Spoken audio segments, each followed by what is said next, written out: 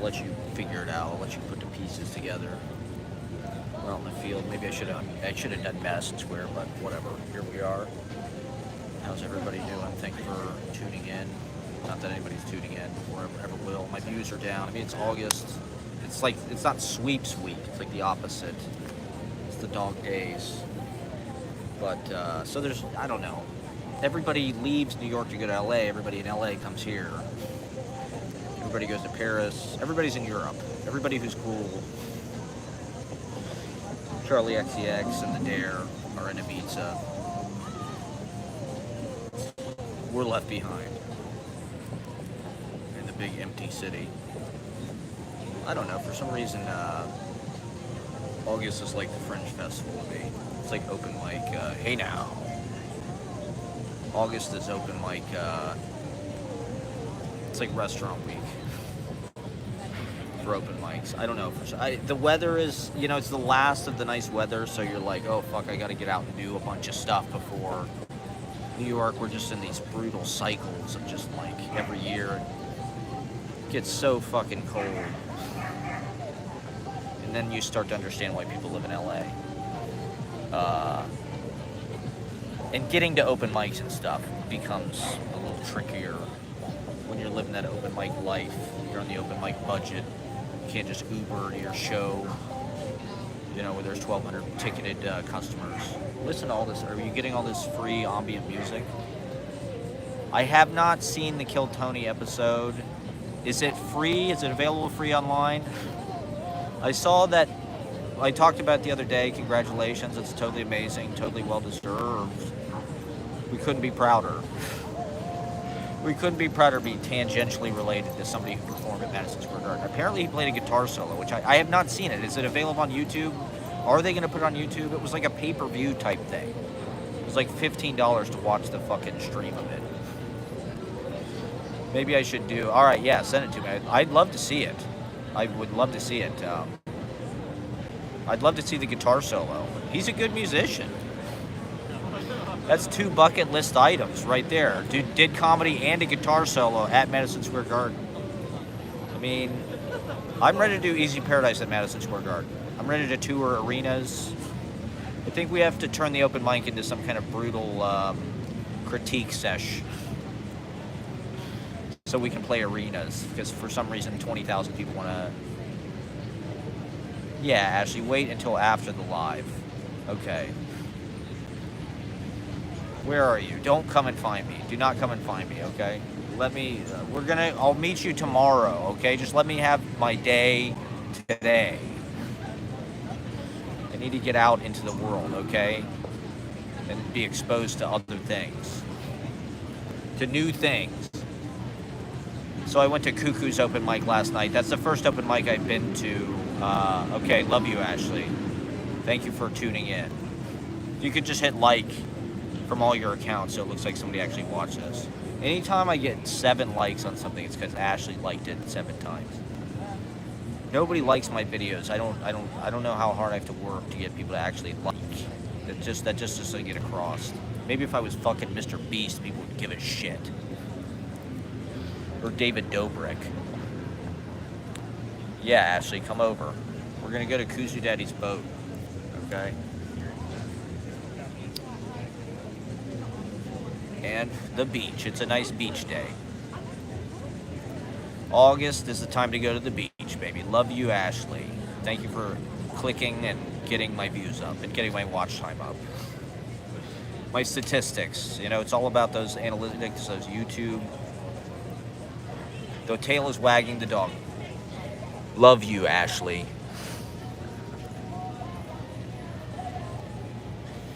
You know, it's not about feel. It's not about intuiting anything. It's about what do our market results tell us? What's working, what's not working. We're going to do more of what's working. We're going to stop doing what's not working.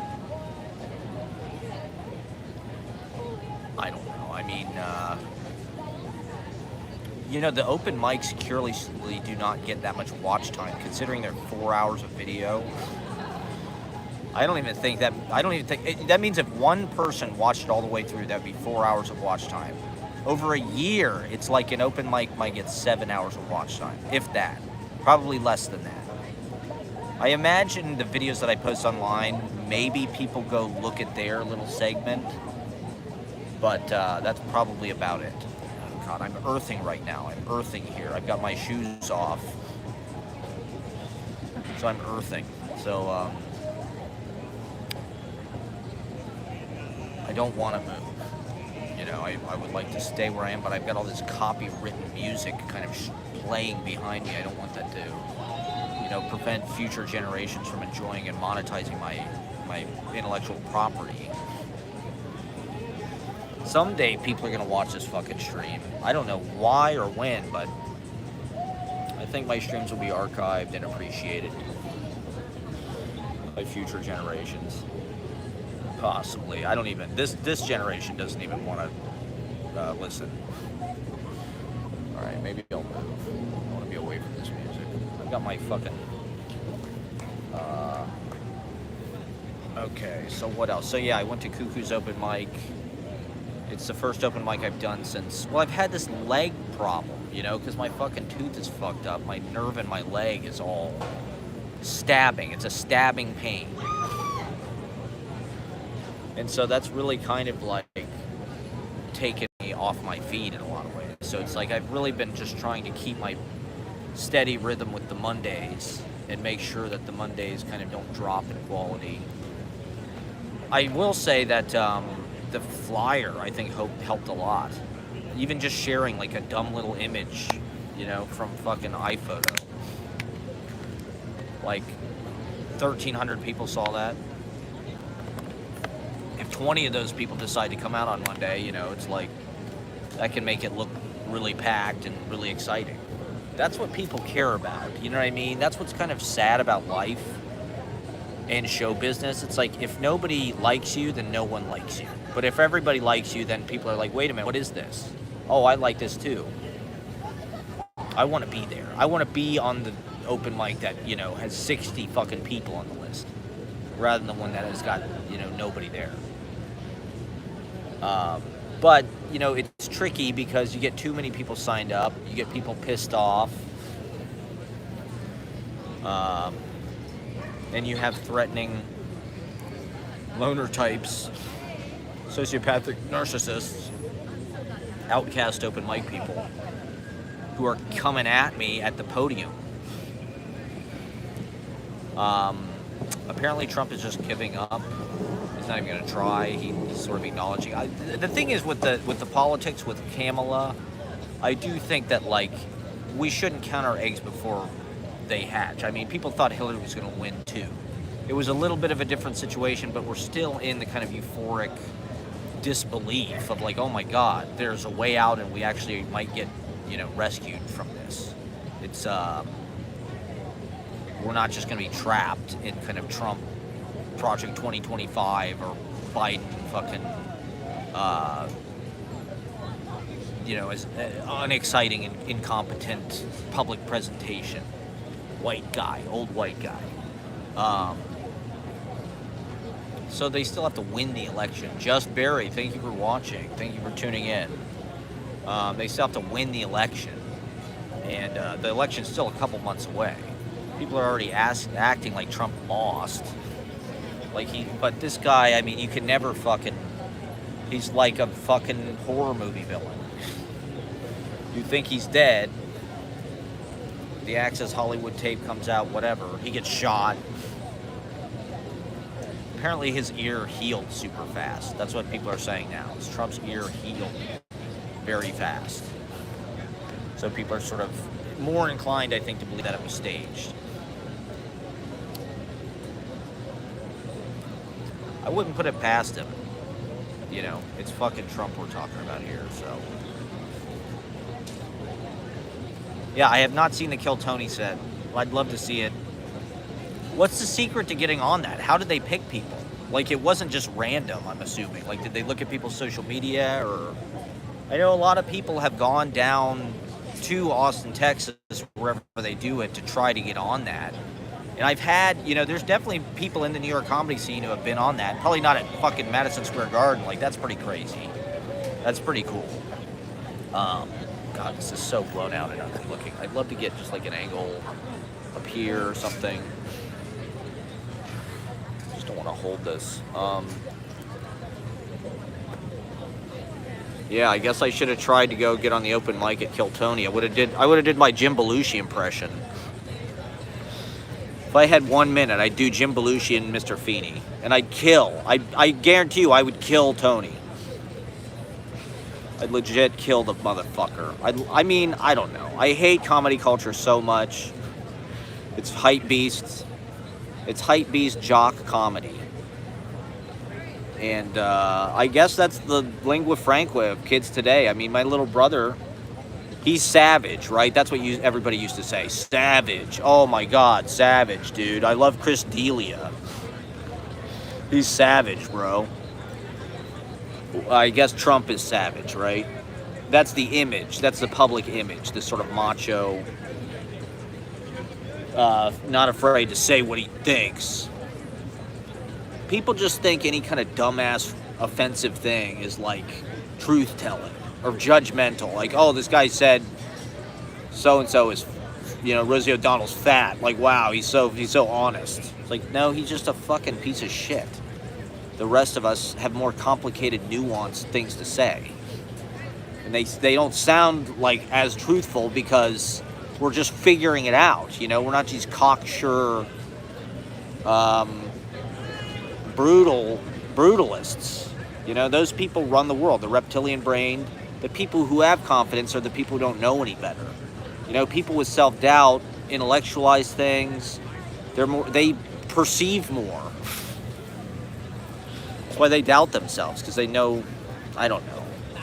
You're constantly going through fear. Are we trained to be in fear mindset, or is this just natural to our survival? We're constantly thinking, oh, this could hurt me, this could be dangerous, these people could rob me, attack me, these people are judging me. Like last night at Cuckoo's, I didn't have the greatest set. I signed up to go early because I just kind of wanted to get up there, and it was awesome. I love going to Cuckoo's, Soho Playhouse. It's a great venue. Recommend it to everybody if you haven't been. It's a great cabaret. Jackson Sturkey's a great entertainer, great host. I love that stuff. And so I haven't been, I've been watching all these fucking movies. Jack Nicholson, film noir, cocaine noir. I haven't really been to a variety vaudeville live onslaught in a long time. And, not much has changed.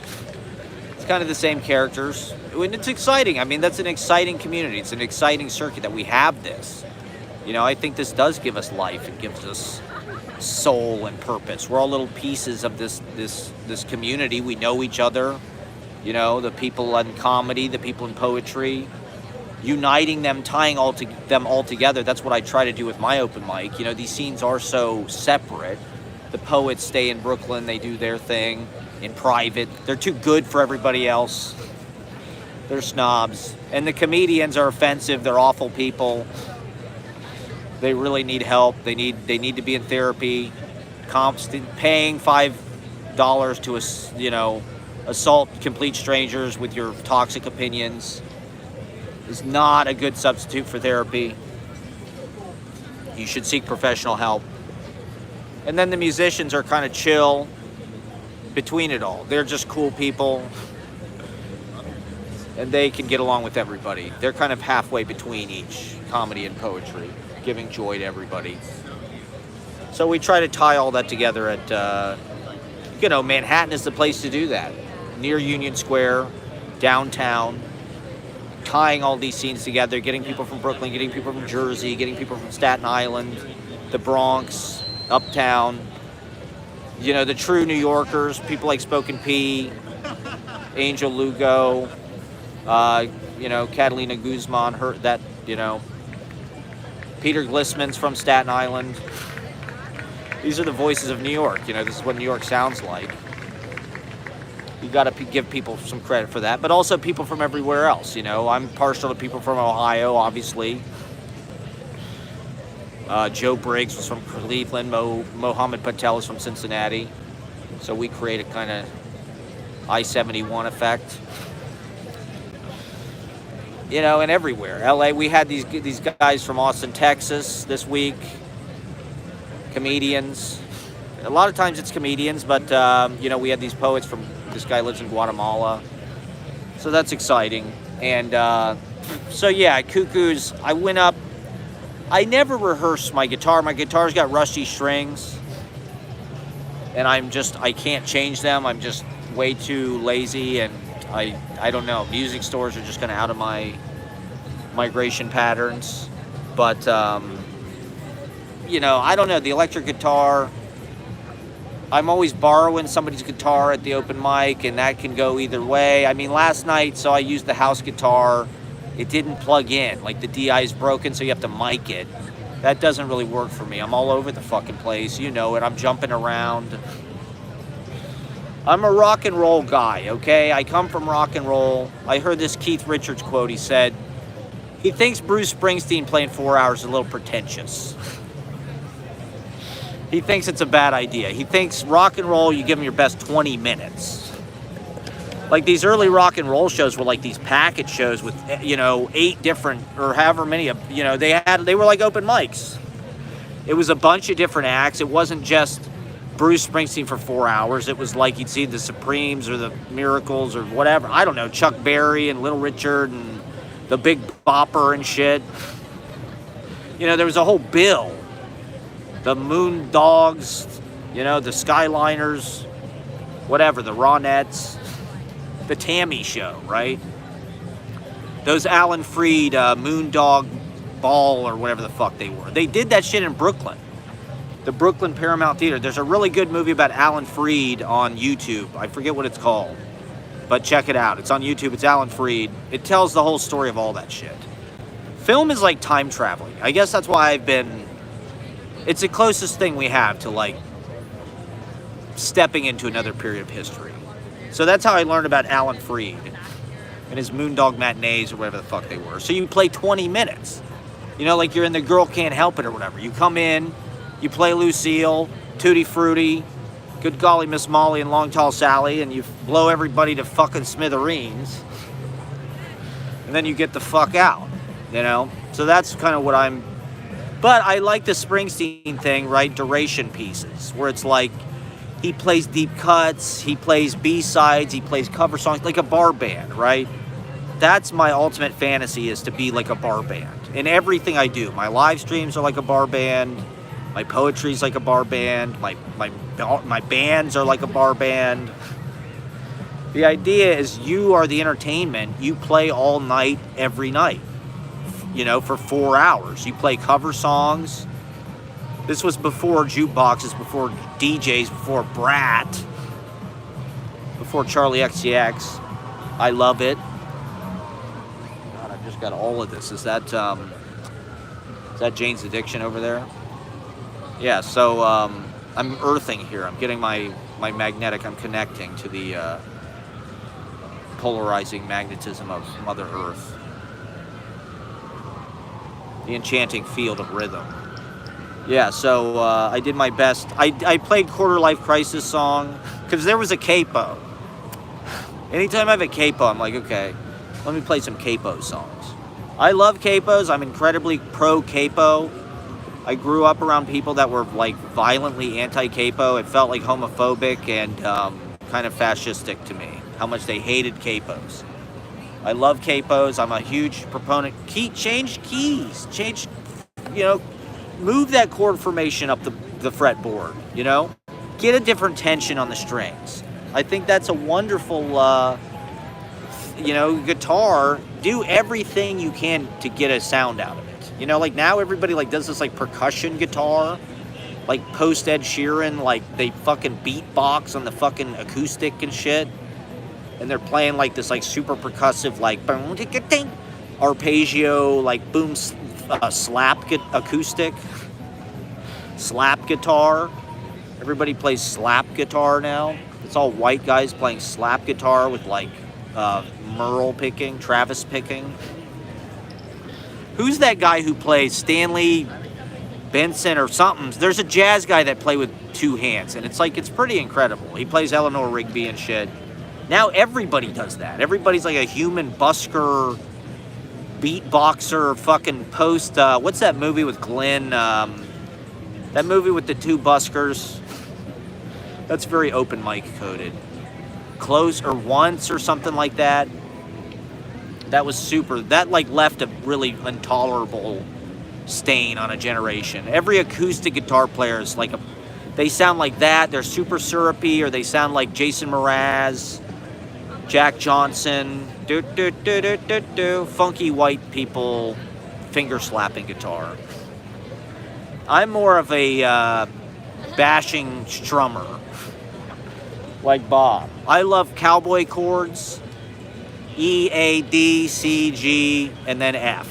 B is like B7. You play a B7 because you don't have to do a bar chord. Like that's kind of a weird. I mean, I'll do bar chords, but I like cowboy chords. I like to ring it out, you know. But then you got to play a minor or whatever, so you might do a bar chord. You might go to a C sharp minor. So yeah, I threw the capo on. Fuck. There's a B right here. Fucking Quarter Life Crisis song is in E. So I put the capo on the 4th fret and I do a C formation. So it's F, C, G, C. Yeah, I don't know. I forgot the lyrics. I've gotten into this thing where it's like, okay, I'll just go on stage and I will, I want to make up lyrics for whatever, just whatever I can think of. You know, I'll just make up lyrics. This bee is like chasing me. What do I have that this bee wants? Why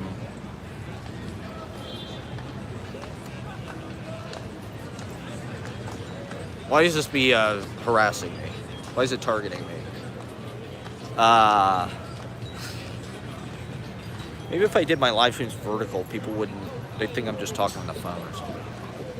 I guess it's a selfie stick. It's more like the stick that makes it obvious that I'm like a content creator and I'm serious about it. You know, I'm not just like talking on the phone. I'm like live streaming probably to thousands of people.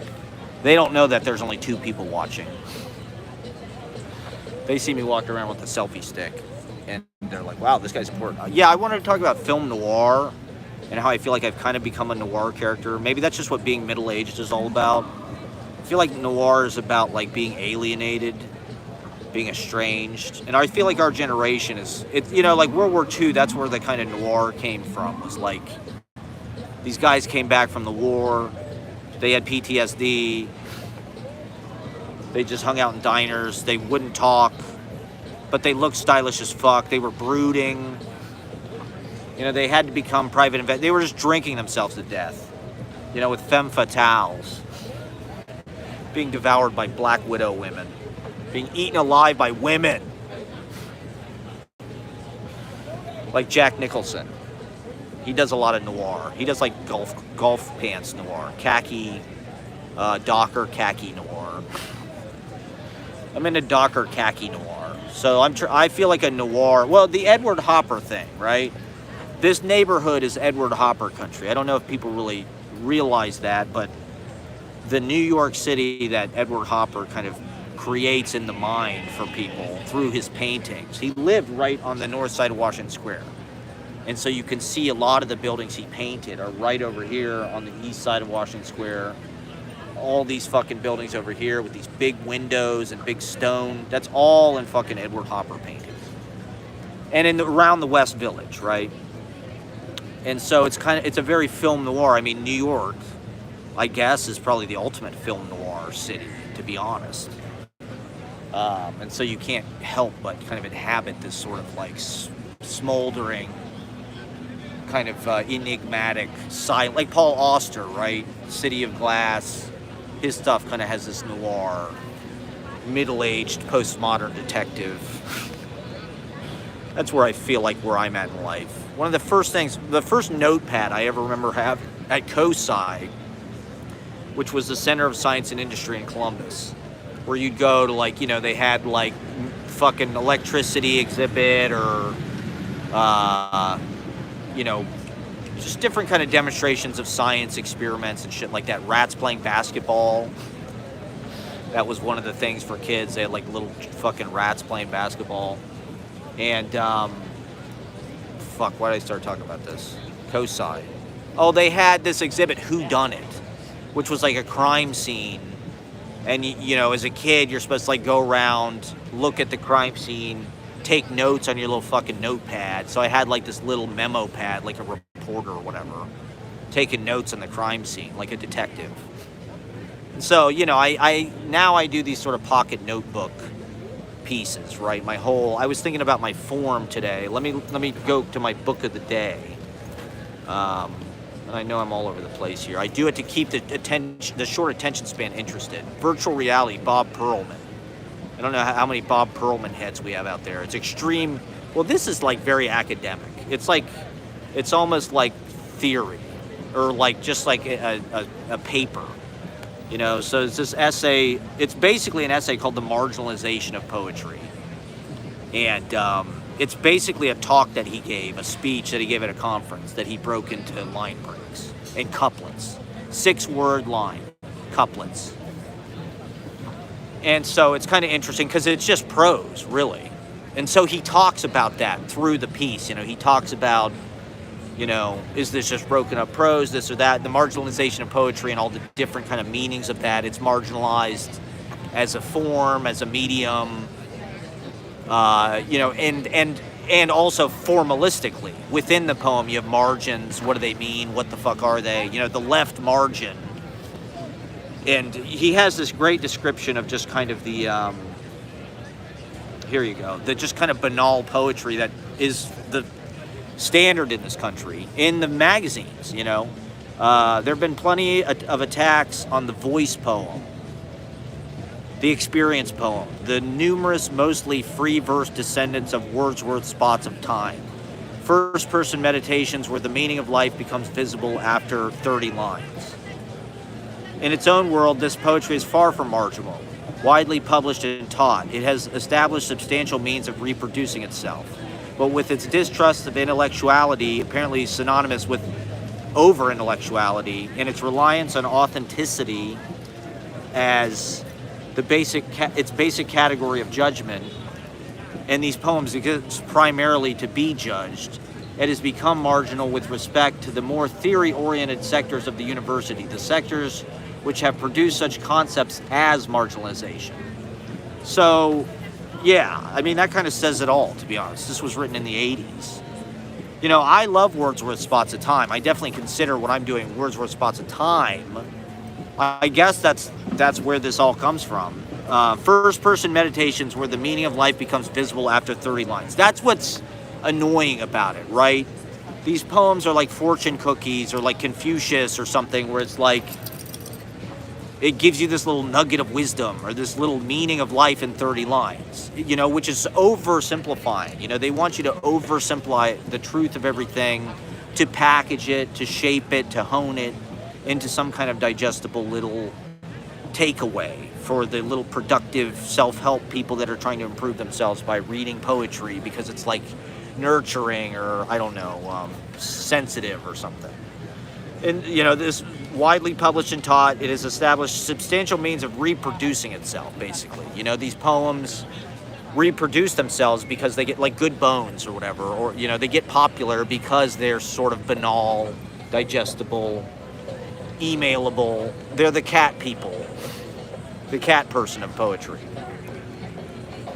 So I thought that was a pretty good takedown. Virtual reality. Bob Perlman is like a language poet. I think he's more of like the East Coast side of things, but he's also like writing this. You know, it's not like a bunch of weird gibberish, dada word jumble. It's more like he's like prose, right? Like he's just kind of talking through this stuff. All right, maybe I should get moving because there's all this fucking sound here. But, you know, language poetry is yesterday's avant-garde. It's yesterday's kind of postmodern.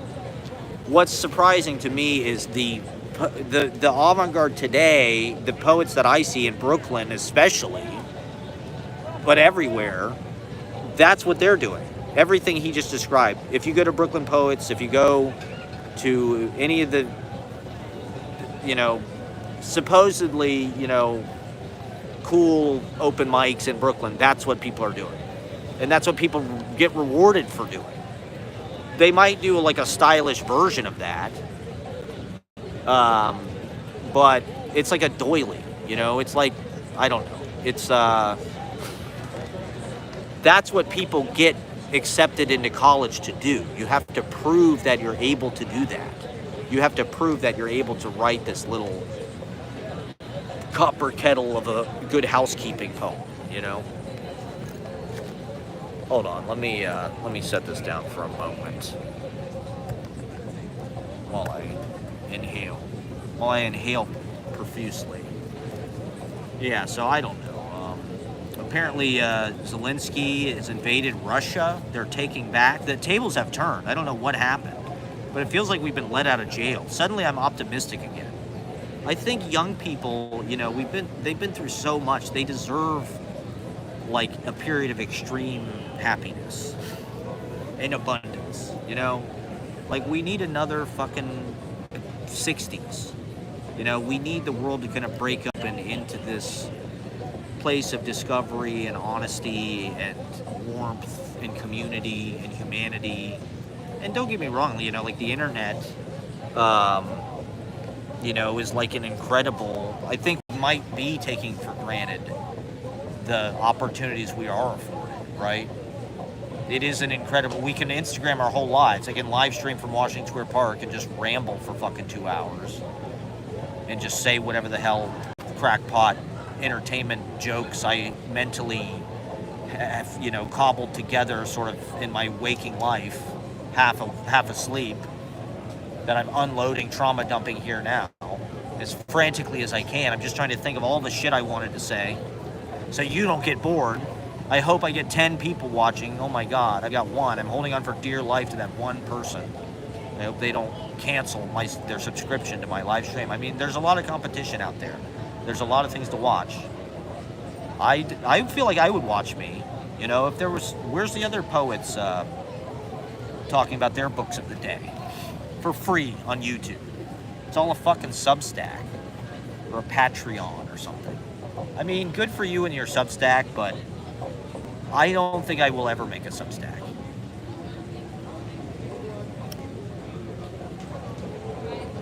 YouTube is my Substack.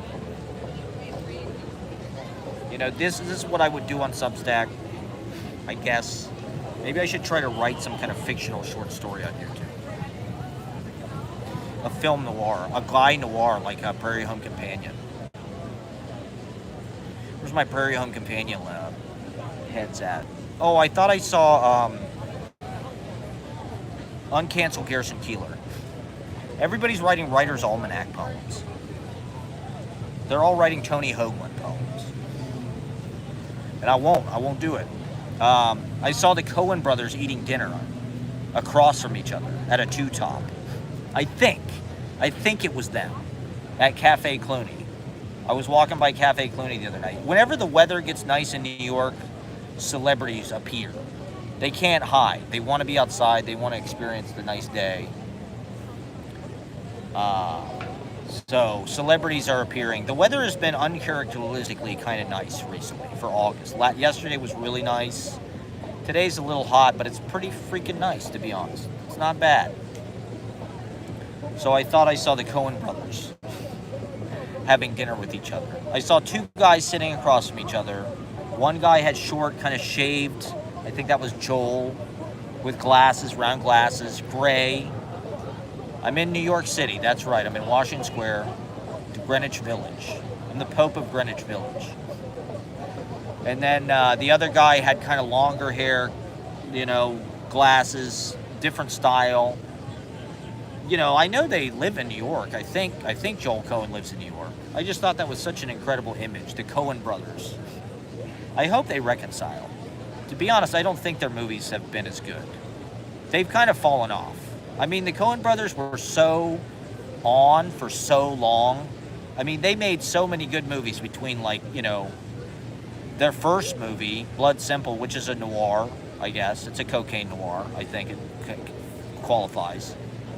And then, I think they kind of fell off when they started working, like Intolerable Cruelty. I think everything after that. No Country for Old Men. Obviously, people like really love this movie, and it's a very tight like plot thriller about the border and shit. But I don't know. I don't really like the serious side of the Coen brothers, to be honest. I like Barton Fink. I haven't seen Miller's Crossing. I like Lebowski, right? Lebowski's one of the greatest movies ever made. It's a noir of sorts. It's kind of hippie noir. Maybe that's the genre that I'm in. I'm in like the Inherent Vice genre. The drugged out, druggy detective, druggy PI. Poetry open mic host / druggy PI. Venice Beach private investigator.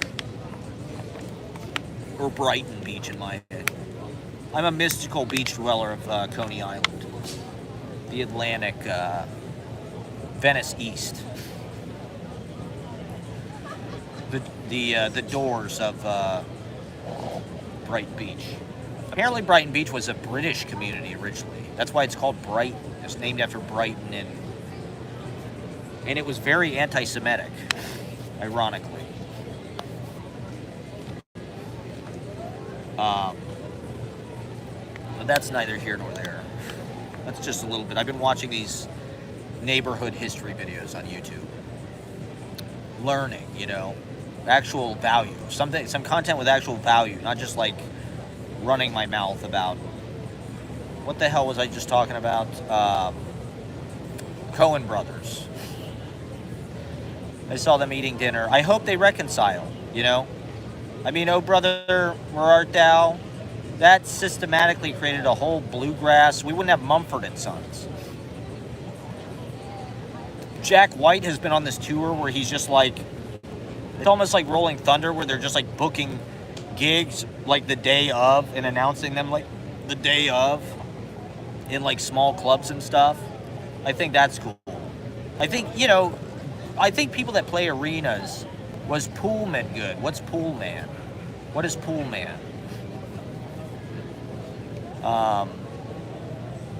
I saw The Lady Killers in the theater. That was the Coen Brothers movie with Tom Hanks. Yeah, it's not 3 a.m. I'm trying to take advantage of the good weather, just vary it up a little bit. I've been doing those late night live streams in Midwood. It was raining all last week, so that's one reason I was doing it. But I want to get out in the city while I still can, while it's nice out. I want to get some of this amazing landscape and get some of this into the visual record. Chris Pine. I watched like 5 seconds of Wolverine and Deadpool on TikTok. Somebody was playing it illegally on TikTok. That's one of the great things about TikTok. TikTok is still the Wild West. Get it while it's hot. It'll be gone before you know it. But TikTok right now, it's worth being on. Same thing with YouTube. YouTube is absolutely probably the center of the culture, I would say, right now. I think YouTube is actually the best thing going on in the culture. I'm not afraid to say it. I've been watching Eugene O'Neill plays on YouTube. Somebody posted a Rollins spoken word from 2023 on YouTube. It was the whole fucking show. They filmed it on their phone vertically. So the whole fucking thing is portrait mode. And, I think that's important. I just want to hear what Henry Rollins' take is on the last 8 fucking years of insanity in this country. And, all of the bootleg spoken words that are on YouTube are like pre-2016. So it's like, just put that shit on YouTube. Put your live concerts on YouTube. We need to bring back spoken word as a form. Rollins and Jello Biafra used to do, when I was a kid, at ComFest, the local hippie festival, they had Jello Biafra do a spoken word set, which are basically like his YouTube videos. If you follow Jello Biafra, he's on YouTube. He does sporadic political commentary where he gets on and basically does this. He talks for 10 or 20 minutes about Trump or whatever the fuck is going on. And it's important to hear that guy's point of view as this sort of Bay Area anarchist that's been in it his whole fucking life.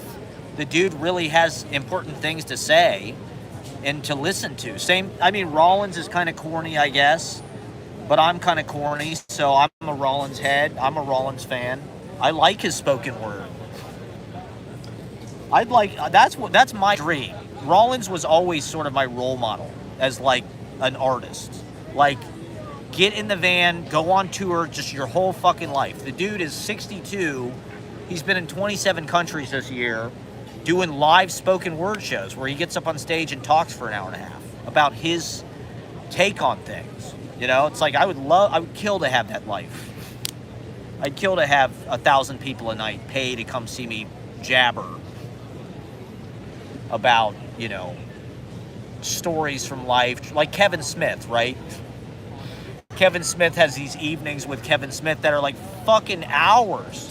Like, he can't get the audience to leave. He'll do it literally for like 6 or 7 or 8 hours, where he just tells stories about Bruce Willis or whatever the fuck, Ben Affleck, and you know, he can go on tour doing this. He's a beneficiary of nerd culture. He's a part of the comic book thing.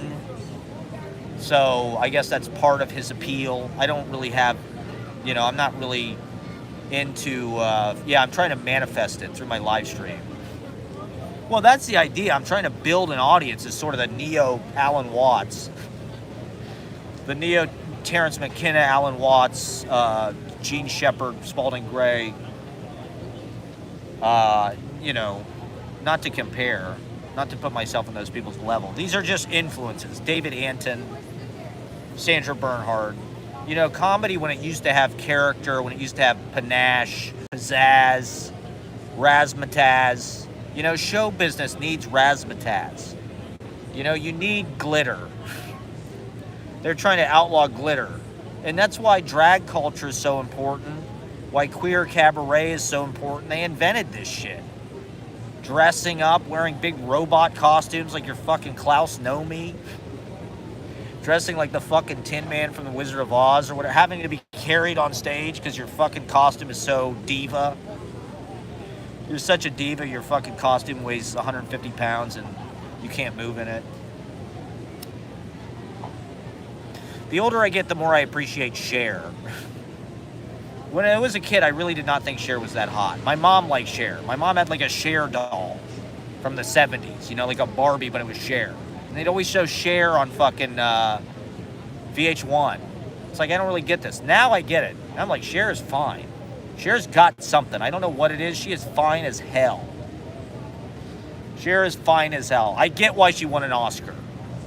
I know that was a joke on The Simpsons about how Cher won an Oscar and Sonny is in the Senate. But Cher is fine as hell. She was in Mask. This is like King's Things. I don't know if people remember that skit on Saturday Night Live with Norm Macdonald where he did King's Things. But he basically invented Twitter.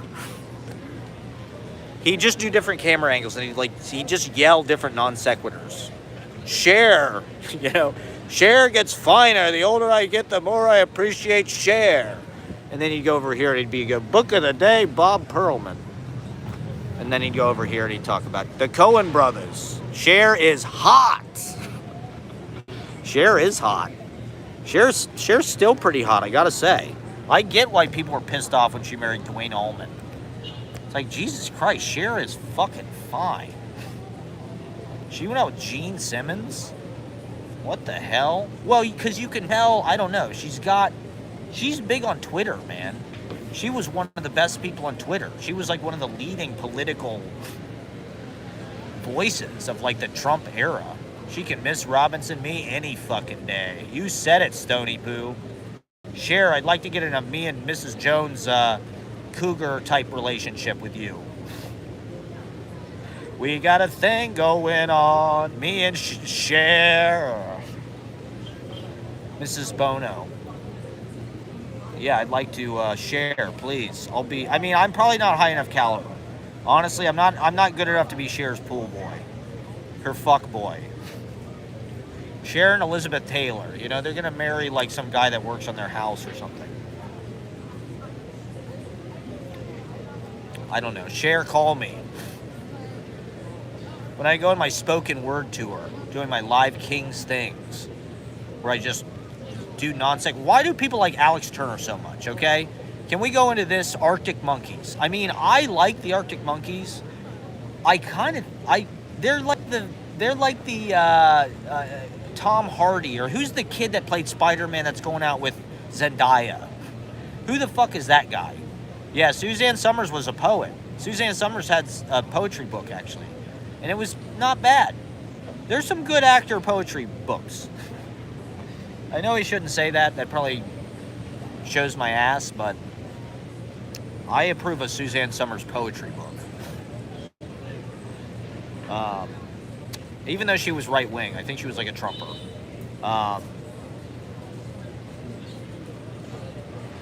What the hell was I just talking about?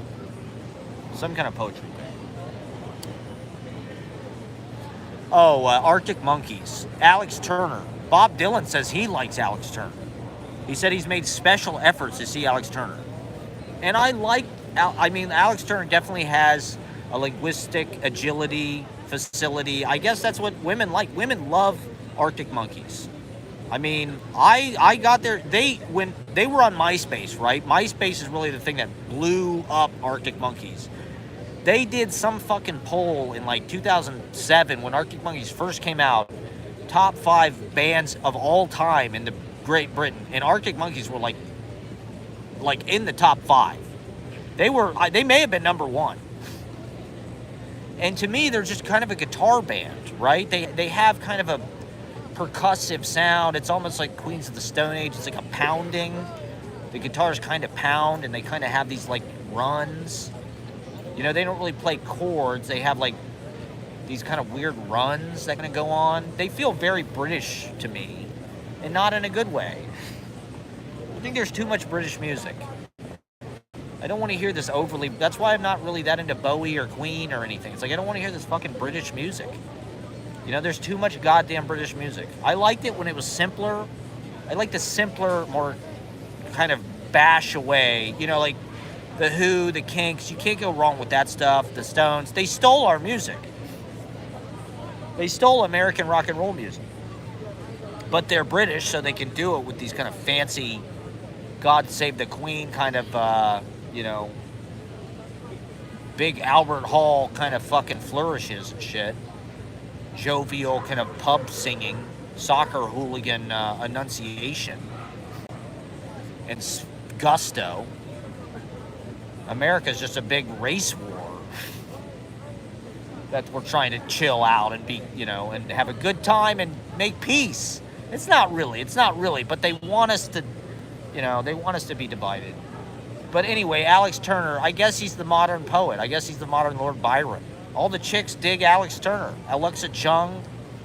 These women. I mean, so I had a hot girlfriend when I was 24 or whatever, 23, and she fucking loved the Arctic Monkeys. We went and saw the Arctic Monkeys at Newport Music Hall. Tickets were $25 or whatever.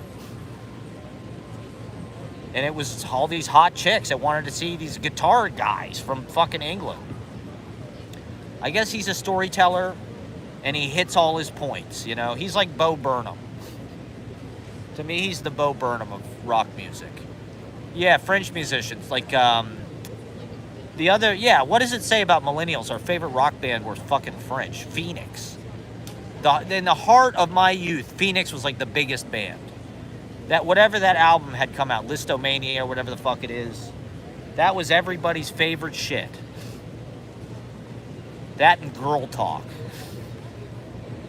You people want to bring back Indie Sleaze. Be careful what you wish for, okay?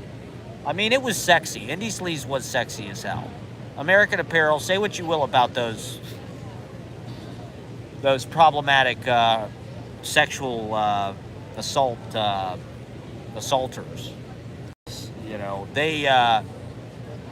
The male gaze, is pretty horny.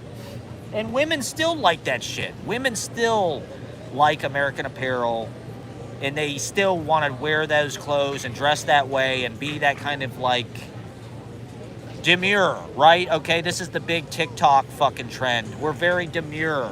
I've been saying demure I've been demure my whole life. Okay, I've been fucking demure since I was goddamn born.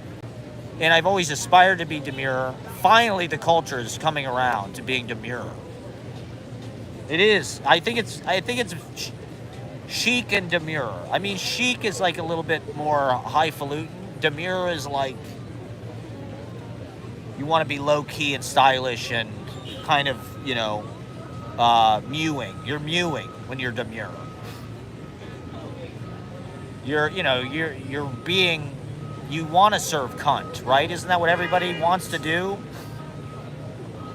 Who serves cunt better than Ashley? I mean, Ashley definitely serves cunt to everybody. You've probably had it served to you. If you're friends with me, Ashley has probably served cunt to you. Well, you know what I mean. You know what I mean. All right? I mean, I've got 7 people watching. I'm terrified they're going to change channels. My ratings are going to go down. I think we've been living, like we live in this one-hit wonder culture. It's just the one-hit wonder has been Trump for so long. Trump became this kind of like trending hashtag thing on everybody's fucking... Everybody had to put their 2 cents in, and it's on everybody's mind and everybody's lips, and everybody's tweeting about it, and everybody's got to fucking make posts about it, blah, blah, blah. Make Facebook posts about it. $8 concert tickets. There you go. I think my dad saw Led Zeppelin at Madison Square Garden for like $5. I think he said it was free. He said the guards, at a certain point, they couldn't stop people from getting in. So they just let everybody in for free. I don't think Ticketmaster would allow that today. I don't think that's what's happening. That was back when you could get on an airplane without a photo ID. You could carry a brick of hash on an airplane. That was the 70s, man. It was a different time, man. If you remember it, you weren't there. Do we have an equivalent? Is that what the aughts are like for us, or the zeros? Dude, if you remember the aughts, you were not there. I just partied my dick off. All through the aughts, man. Just did acid, drove my car around in reverse. Did Quaaludes, people to hand me a fucking handful of pills, I just take them, I didn't even care. I'd take barbiturates, ludes, whatever the fuck. We used to call them Black Betties or soapers. We used to call them leg spreaders. Just give them to a chick and you could fuck them. Yeah, that's illegal. That's roofing, okay? It's not cool, all right? That was the 70s, man. We just took handfuls of Black Beauties, soapers, whatever. Barbiturates, like Elvis. It's Elvis week, He had a lot of energy. I don't know. Everybody wants to be demure now. They're brats. They're spoiled brats. They're mewing. They're looks maxing. I'm just a geriatric millennial. I'm a fossil. I'm hanging around too long at the party. I should have left, but I'm an open micer for life. I'm just going to be a New York fixity. I'm just going to be a part of the landscape. You come to New York, it's like, Matt Proctor is just another fucking, he's angel dust. There you go. PCP, angel dust. We smoked peyote. We did fucking LSD every fucking chance we got. Orange sunshine. I mean, I don't know. People did Molly. I never got into that shit. That was like, for people our age, it was all about raves. And Molly. And just euphoria, right? Ketamine. That's what sucks about the last couple years. Our generation wants its own drug so bad that we had to invent ketamine. We had to do this ketamine thing, which does not, I've never done it. I've never wanted to do it. Doesn't sound fun. It's like a horse tranquilizer. Not interested. I smoke weed to get happy and to get creative, man.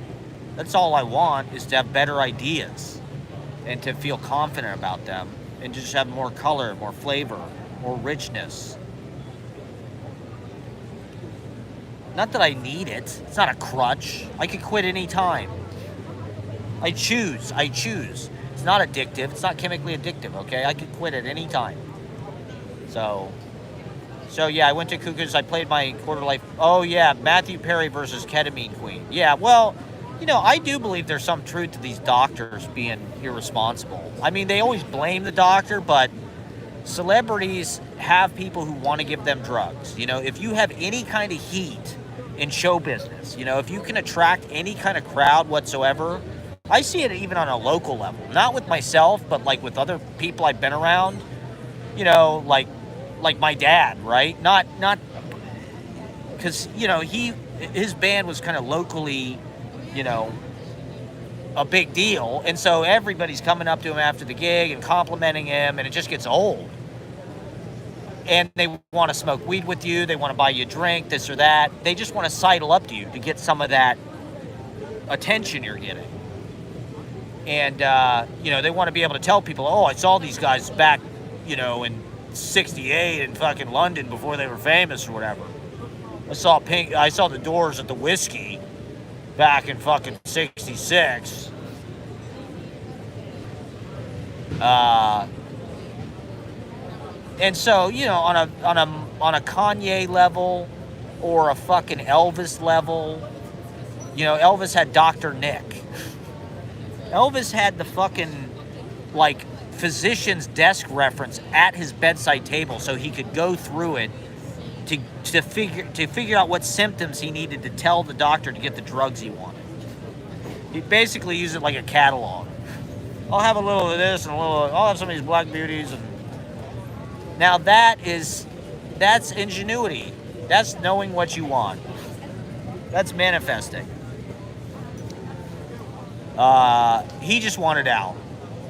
And so Matthew Perry, he probably was miserable because he's Chandler his whole fucking life.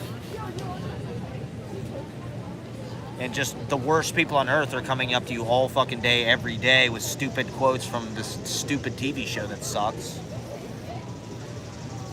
And I don't know. I mean, he had a history of substance abuse problems, right? So he was definitely, like Philip Seymour Hoffman, it was kind of the same thing. It was just like he had a relapse. Somebody sold him some shit when they shouldn't have had.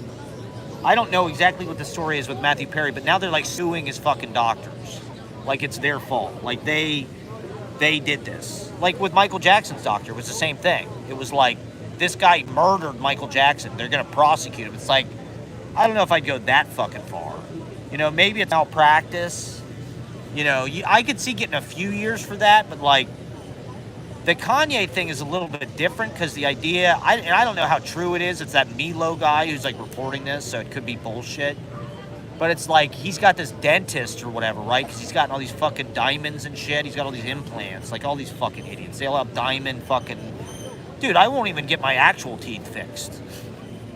They're going and getting like cosmetic, like, would you want a fucking diamond in your mouth? Like at all times? Like there's no way that's good for the fucking biosphere of like your fucking tongue and shit.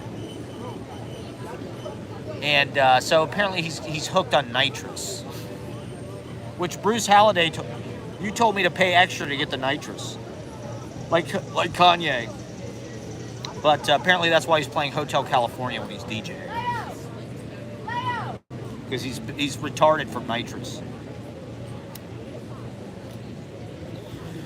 I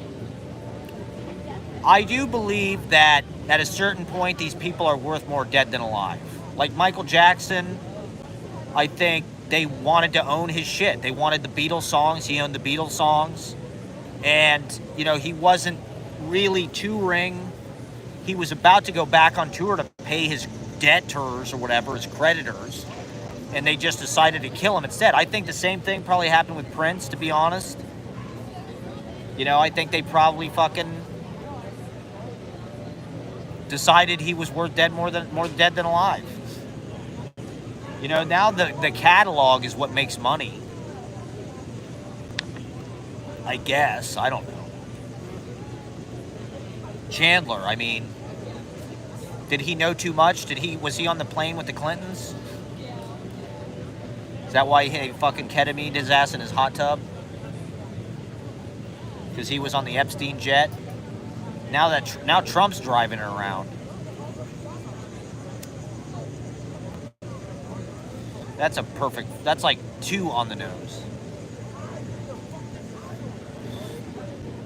All right, what else? Yeah, Alex Turner. I don't know. He's all right. He's all right. To me, he's like a post-hip hop bard of rock and roll. He's got a little bit of a rock and roll style. He kind of dresses a little bit like a rockabilly. So I guess he's cool. In the grand scheme of things, I guess he's cool. But I've never been that impressed. It's more lame millennial shit. He's like Harry Potter. If Harry Potter was a fucking rock star, he'd be Alex Turner. And every fucking chick my age has got some kind of weird Harry Potter thing. They all read all the fucking books. They all were at the midnight release party. They all went to Harry Potter theme parks or whatever the fuck. You know, they saw Harry Potter on Broadway. Do they all want to fuck Harry Potter? Who's the character in Harry Potter they want to have sex with? It's the redheaded kid, right? Millennials are so fucked up. They just want to, yeah, there you go. Yeah, Alex Turner's okay. He's all right, you know, but considering my own music has had absolutely no impact whatsoever on the culture, I feel like the scale's a little bit out of whack. I mean, I was influenced, you know, when I was young and trying to play in bands. Not that I ever had any idea about how we were going to make it, or, you know, we were on MySpace. I don't know how the fuck it was supposed to work. I thought we just play gigs and you'd get famous somehow, like the fucking Beatles. I've always been more focused on live performance, to be honest. Probably like to my detriment, because I don't know that live performance really is that big of a return on investment in this era. Unless you figured out a way to make money from it by selling tickets and selling merch. Like me, it's like I'm sort of focused on this open mic thing. It's like I'm so focused on like square one. It's like I'm kind of not seeing the forest for the trees. And I'm 40. I'm almost 40, you know? It's like I'm still doing like the ground level shit. And, you know, so Alex Turner had these very like verbally, you know, he was very verbose, a lot of words, a lot of syllables. As a writer, that was something I could relate to. Trying to get all that text into the music. He was good at that. And he was a storyteller, you know. I don't know what the fuck his songs are about. They're about being in England and hooking up. And it's like Skins or something, I guess. What's that song, D is for Dangerous? It's kind of shitty, if you ask me. It's okay. It's not as good as Led Zeppelin or fucking, you know, anything from the fucking 60s or 50s. I mean, maybe it's as good as some of the shit from the 50s. It feels more like stuff from the 50s, you know? It feels more like Eddie Cochran or something to me. Or Chuck Berry. It doesn't feel quite as much like...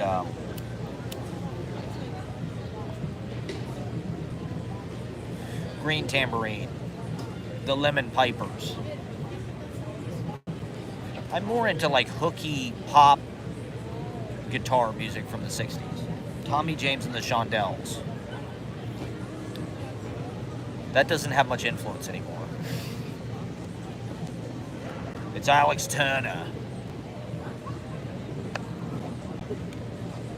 And Sabrina Carpenter.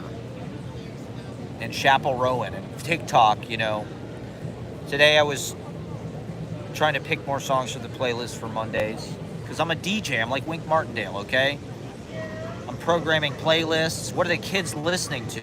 You know, I have to play the songs that the kids want to hear. But I also want to portray, it's one way of portraying kind of psychological landscape and a cultural landscape within which the open mic exists, right? By playing these songs beforehand, it's one way I have of transporting the audience to another location of the mind. T-Rex, there you go. Mark Bolan.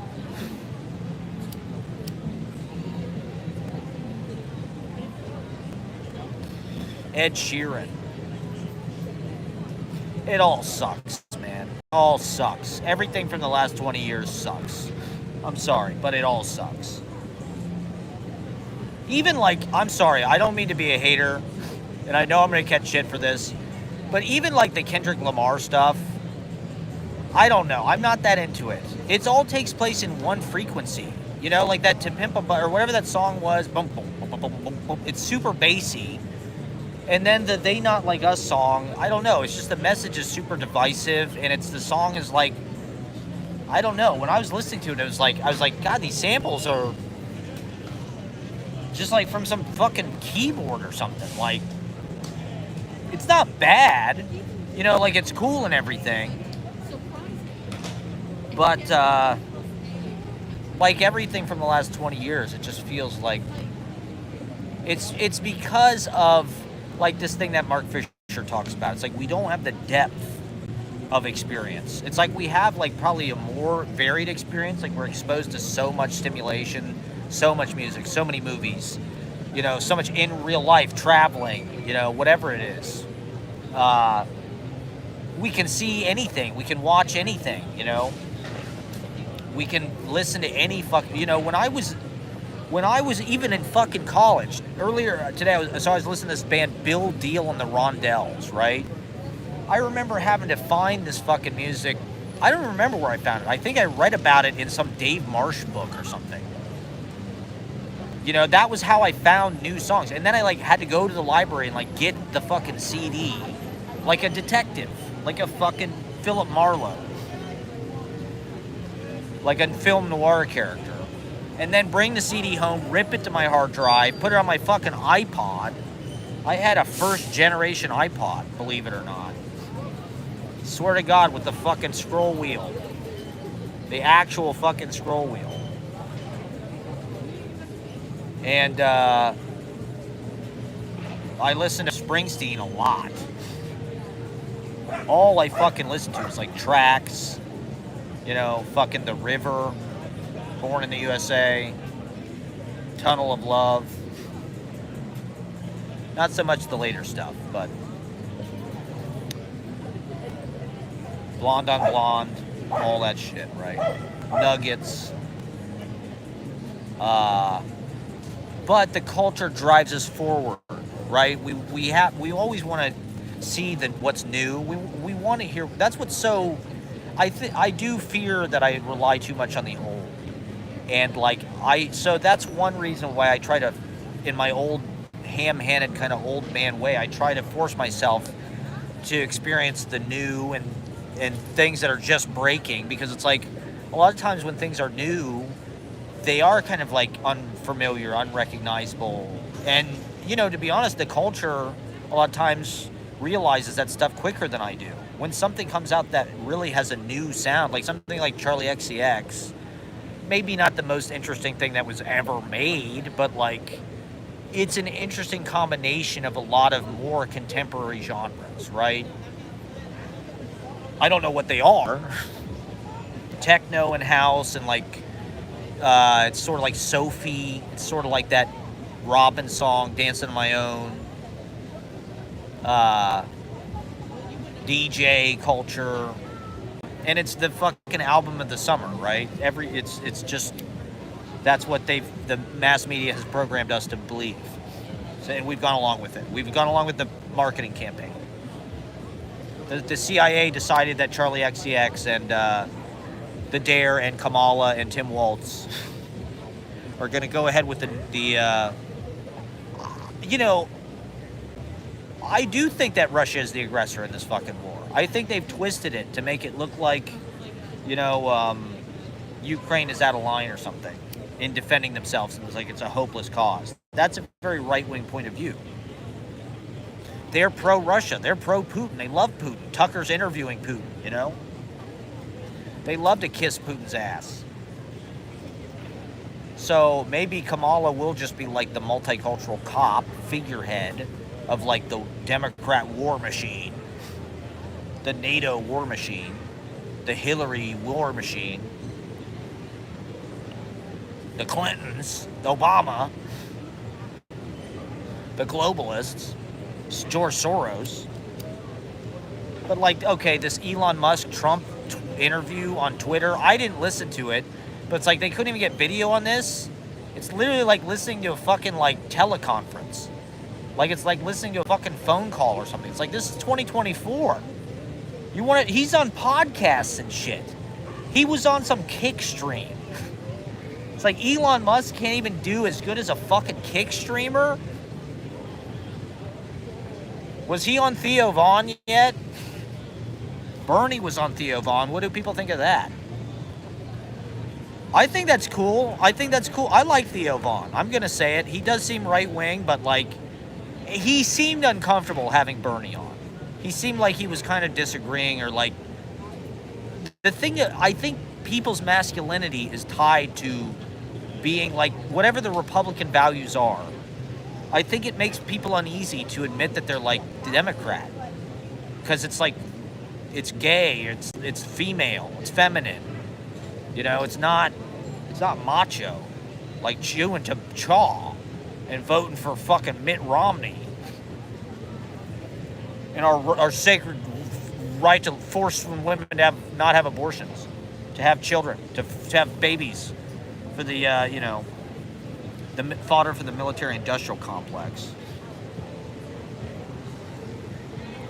You know, D.H. Lawrence, right? Do people read D.H. Lawrence? A lot of his poetry was very plain-spoken, anti-war.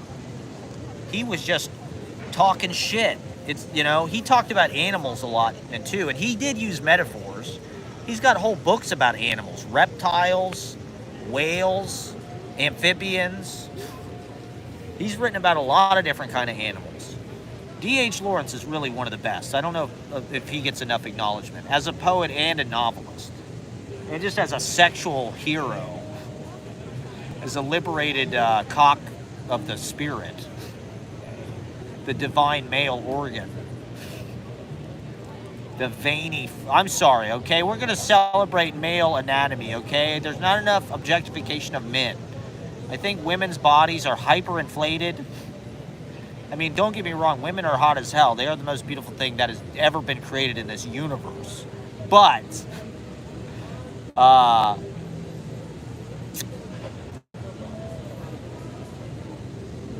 you know, men are pretty sexy too sometimes, okay? And there's a balance, there's a disbalance happening. Neuralink. Are they going to put the Neuralink in the fetus? I think J.D. Vincent. He wants to put the Neuralink in the fetus, I think.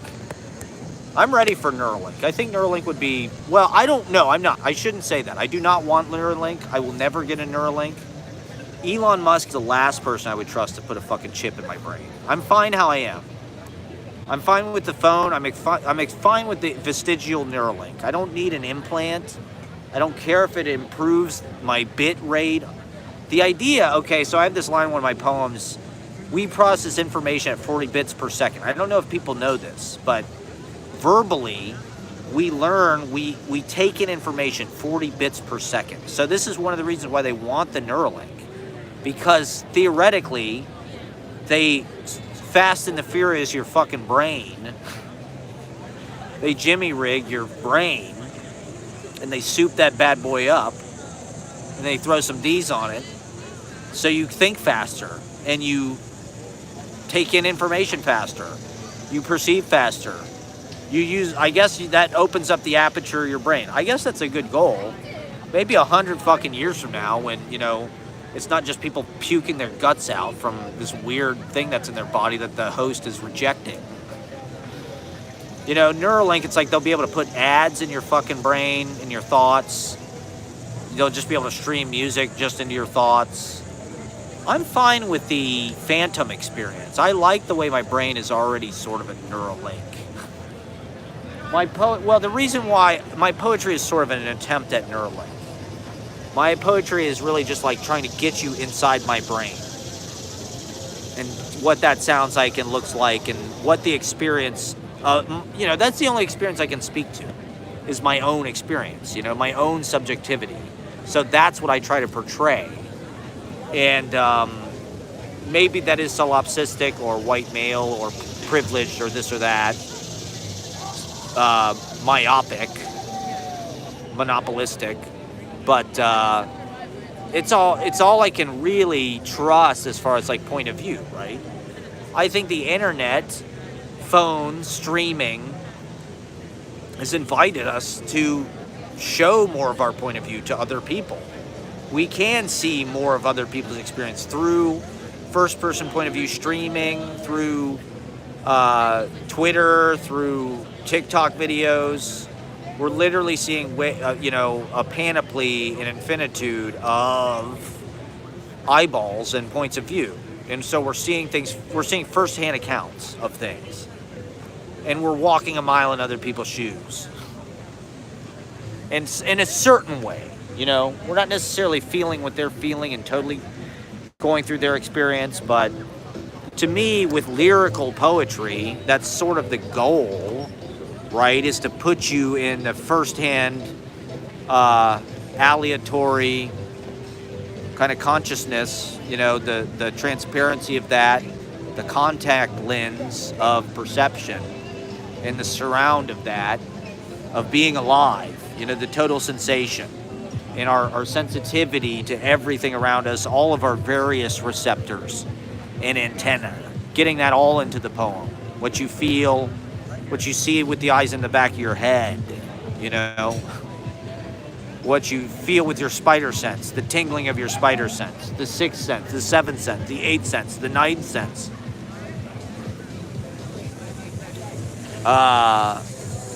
Your inner monologue, your thoughts, your most important bangable thoughts. The greatest hits of your thought collection go on stage through the phone proscenium. And that's exciting. I think we're monologists. We're Eugene O'Neill plays of our reality now. Psychological couch trips through too much information and oversharing.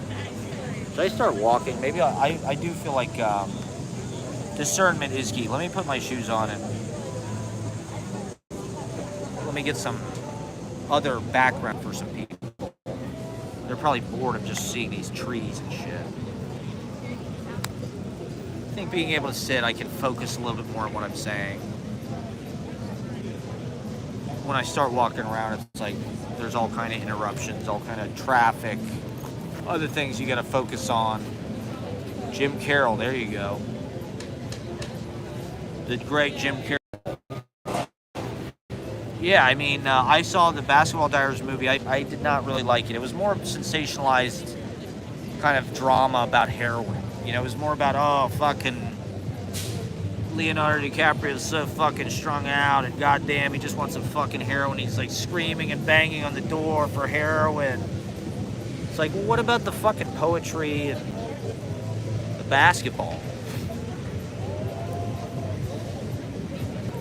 And, the Poetry Project, St. Mark's Church, that hustle. Jim Carroll was really an amazing basketball player. He played against Kareem Abdul-Jabbar. When Kareem Abdul-Jabbar was in high school in New York City, when he was Lou Alcindor in the, 60s, Jim Carroll was like an all-city basketball guy. And he literally, I don't know if he was a center, but he played up against fucking Kareem Abdul-Jabbar. And I think he could kind of hold his own. Jim Carroll, there's a speed. The fact that I encourage people to read the Downtown Diaries and the Basketball Diaries. They are masterpieces of prose poetry. The fact that he wrote the Basketball Diaries when he was a fucking teenager and his actual poetry. If you get your hands on any fucking Jim Carroll poetry book, you can. Get Living at the Movies. Anything. Any fucking Jim Carroll poetry. I have one called Fear of Dreaming, which is like a selected. But his early stuff. He's got a book called Organic Trains, which I think came out when he was like 19.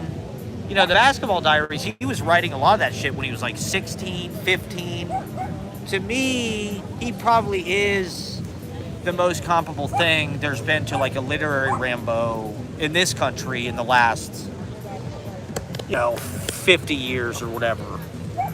He had this kind of speed, agility, mystery, ghost-like quality, and his poetry really is pretty much as good as it gets. And like, it's a very interesting mix of like new American poetry. He's very into Charles Olson, so you can feel like that Black Mountain influence. You can feel the open field and the projected verse, and that sense, that kind of objective sense of language, like a William Carlos Williams. But Frank O'Hara, right, was also huge. Like Jim Carroll, like worshipped Frank O'Hara, and I think he imitated Frank O'Hara a lot. Probably they all learned from Frank O'Hara how to turn the city into kind of, the language of the city into kind of this toy of locations and scooting around the city, hustling, like you're on a fucking fast break, going to all the fucking readings. Jim Carroll he ran the open mic at the Poetry Project when he was like 18 or whatever. He worked the door because he knew where it was at, He knew where the fucking sex and drugs and fucking hot chicks, Any place Ann Waldman was, he probably wanted to be,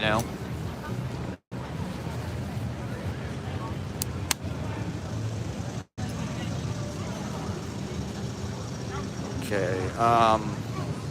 So yeah, I mean, fucking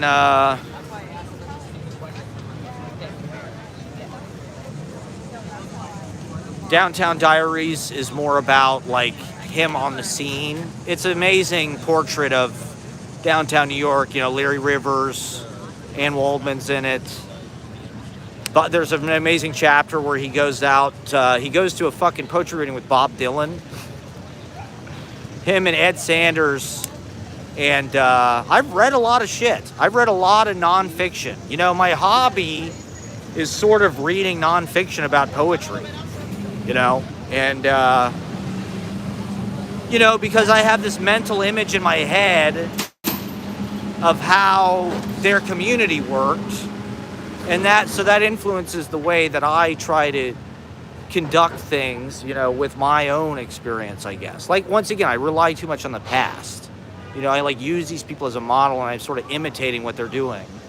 So there's this chapter in Downtown Diaries where Bob Dylan, Ed Sanders, I forget who else, Ann Waldman, and I think they go to see Vozniaksky, this Russian poet who read a lot in New York in the 60s. They had these Russian guys come over every once in a while. You see them pop up in a lot of the stories of that time. Stories of like Vozniaksky reading, or I can't remember any of the other ones, but he read at town hall or something, like thousands of people. And I think they had like a bigger kind of like reading style. Russians, I think, are more like oratorical and kind of musical and shit. And they talk about afterwards they go to the Kettle of Fish. Bob Dylan suggests they go to this place, fucking Kettle of Fish, which by the mid to late 60s was not really a cool place anymore. It was kind of cool in the 50s. So they all kind of have to pretend like, hey, Bob, great idea. Yeah, let's go there. Jim Carroll has a sense of humor when he writes, He kind of has this funny moment where he's like, yeah, we're not going to tell Bob Dylan this is a bad idea, Yeah, let's go to the Kettle of Fish, man. Great idea, Bob. That's probably what Bob's heard his whole fucking life. He's just, yeah, Bob, amazing. You're the best, man. Let's do that. It's probably why he's sick of hearing it. So anyway, they go to Kettle of Fish. Allen Ginsberg, I'm sure, was there. But Kettle of Fish is Saigon Shack now, right? Saigon Shack is a Vietnamese restaurant on McDougal Street, right next to the Up and Up, which used to be the Gaslight. That's probably why Bob Dylan wanted to go there, because the Gaslight, right, is where he started. So now, like, the Grizzly Pear is right across the street, and, McDougal is where the fucking Comedy Cellar and shit is. It's sort of this mecca of fucking bad Republican comedy. Mean-spirited fascist comedy. For loner school shooter type men.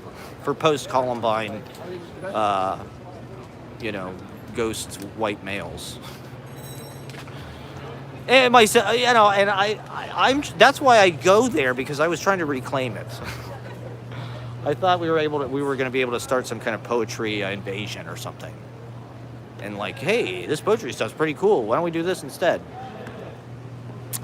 It's just weird to me. What does this mean? Trump is flying Epstein's jet, and McDougal Street is where all the fucking stand-up comedy clubs are, instead of the poetry clubs, which is what it was, right? Stand-up comedy kind of grew out of poetry, right? That's one of the things that I'm trying to figure out and draw attention to through this grand experiment called life. It's just, what does this mean? You know? The stand-up comedy actually grew out of this. You know, these coffee houses started as like folk music, poetry fucking. You know, Ted Jones or Jack Michelin or Taylor Mead or Howard Hart or Jack Kerouac would get up and read their fucking poem to some jazz, you know, Mingus, Thelonious Monk, whatever, the 5 Spot. You know, the 5 Spot was right around the corner from KGB. So we are them now. I don't know. It's like that George Jones songs. Who's going to fill their shoes, you know? The whole world is full of singers. This whole world is full of singers. But only few are chosen to fill their hearts with a song when they sing. How was Ashley's birthday? I talked about in the last stream, we went to Café des Artistes, and we went to Monkey Bar. So we could feel like we were in Vanity Fair magazine, basically. And I did. It was fabulous. It was just a whirlwind. We watched Eugene O'Neill plays. It was everything, you know, I would have dreamed when I was a teenager or whatever about what I'd be doing as an adult, I guess. Eating at fancy Manhattan eateries like I'm Mike Nichols. Live streaming, vlogging about it. Writing poetry, reading poetry out loud to strangers. Getting paid for it. You know, I mean, I'm pretty lucky that I am able to do what I do, to be honest. Like, the fact that I've been able to set this thing up, I'm very grateful. You know, and it's the people that come out that make it what it is. I'm amazed. I'm amazed that people, you know, are as enthusiastic about it as they are. And I'm grateful. You know, I appreciate that. And, I want to get the best out of people. And, I worry that I'm like a little bit too in, like, maybe I am just a teacher. You know, I don't know. My mom's dad, or my mom's grandparents were, he was like a superintendent of like a school district. He went to Ohio University, where I went for a year. But he went there like in the fucking 20s or something. And then he was like a superintendent of a school district, and she was a school teacher. So I'm like, maybe this is just what I do. You know, and maybe that's why I know all this stuff, or I don't know. My brain just like, that's what I want to learn about. You know, I want to learn about the history of this, and I don't know. I guess that's my ego. You know, it's easier for me to sort of think of myself in these kind of terms of the past and the grandeur of that. These people that are dead, they're easier to get along with and control than the real thing that's here now. Trying to grapple with and come to terms with, you know, because there really is a poetry scene now. You know, it's just all in Brooklyn, pretty much. There's readings in Manhattan all over the place, but they feel like they just kind of spring up here and there when people want to have readings, you know. It's not really like there's any real gathering place where poets are like always organizing. You know, poets need a clubhouse, right? And nobody has an apartment or anything in Manhattan that I know under the age of 70. Unless, unless it's way the fuck uptown or something. God damn it. I just want to sit down for 1 second. Okay, right here. I'm going to sit for 1 second right here. Okay, anyway. See, now I'm losing viewers because I started walking around. I'm not focused on talking as much. Who cares? I'm not really in it for the views or the likes. I'm in it for the total self-absorption and sharing, exhibitionistically my problems. Exploiting myself with whoever the hell will give me validation on the internet for free.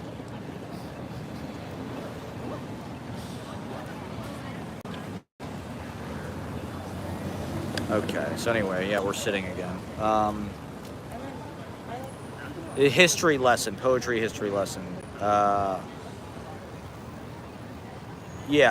did.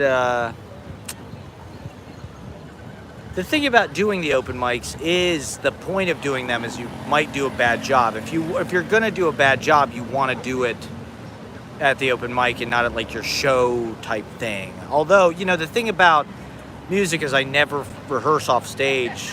There was some quote, something popped up in my Facebook about the AI thinks I love boomer music. So I'm seeing all these fucking anecdotes about like boomer music. It was Bob Dylan had this thing where he said Doug Sam was the best garage band he'd ever heard or something. And Augie Myers, who's like the keyboard guy in that band, and they have amazing keyboard stuff. He confronted Bob Dylan about it when they met him in the 60s. He's like, what did that mean? And he's like, he said they kind of played with like a looseness or something. But the guy's like, oh yeah, that's because we rehearse the songs on stage. And I'm like, I guess they can get away with that. It's a lot harder to do that by yourself. I don't know. Like I said, I'm trying to sort of break into a new place on stage where I can create interesting material in the moment. Like at the open mic this week, I played the piano at the beginning and just tried to sort of, even though I don't know how to play the piano at all, I don't know if it's getting monotonous because everything I play is just in the key of C. I'm afraid to even change chords because I don't know. I don't know if I want to commit. When I first started like improvising songs 10 years ago with Holy Smokes, it just felt like that was like the most entertaining, funniest I've ever been. And so I'm just trying to do that on stage. But when I was doing that, it was like I was actually trying to write songs. Now it's like, I don't know, I just kind of bang on the keys and call it free jazz. But I'm also trying to make up words that are sort of like this, but like condensed and rhyming. Where I sort of like summarize viral trends, it's demure, throw that in there. Maybe describe a little bit of the rules of the open mic, maybe talk about the people that are there, maybe. I feel like I say the same thing every week, and I'm like, how do I get to something deeper? How do I get to something further? And I'm getting more and more comfortable on stage, which is the goal, but, I really want to be able to dial in where I can create and improvise. I saw this Chet Baker on Spotify album called The Improviser. It's like, that's pretty cool. I'd like to be the improviser. God, my beard, look how white my beard is now. I've aged so much in the last 6 months, it's not good. Come out for the Labor Day telethon. I gotta plug that. So it's Sunday, September 1st, local rooftop. We're doing a rooftop end of summer, Labor Day weekend blowout. So come on out if you want to perform, let me know. It's got an amazing view of Manhattan skyline. All the super talls will be in attendance. If it rains, we're going to do it. Well, we can do it downstairs if it rains.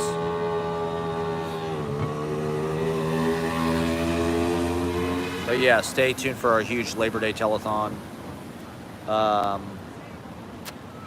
What else? Let me check my notebook, see, because I'll probably go 2 hours until my phone dies.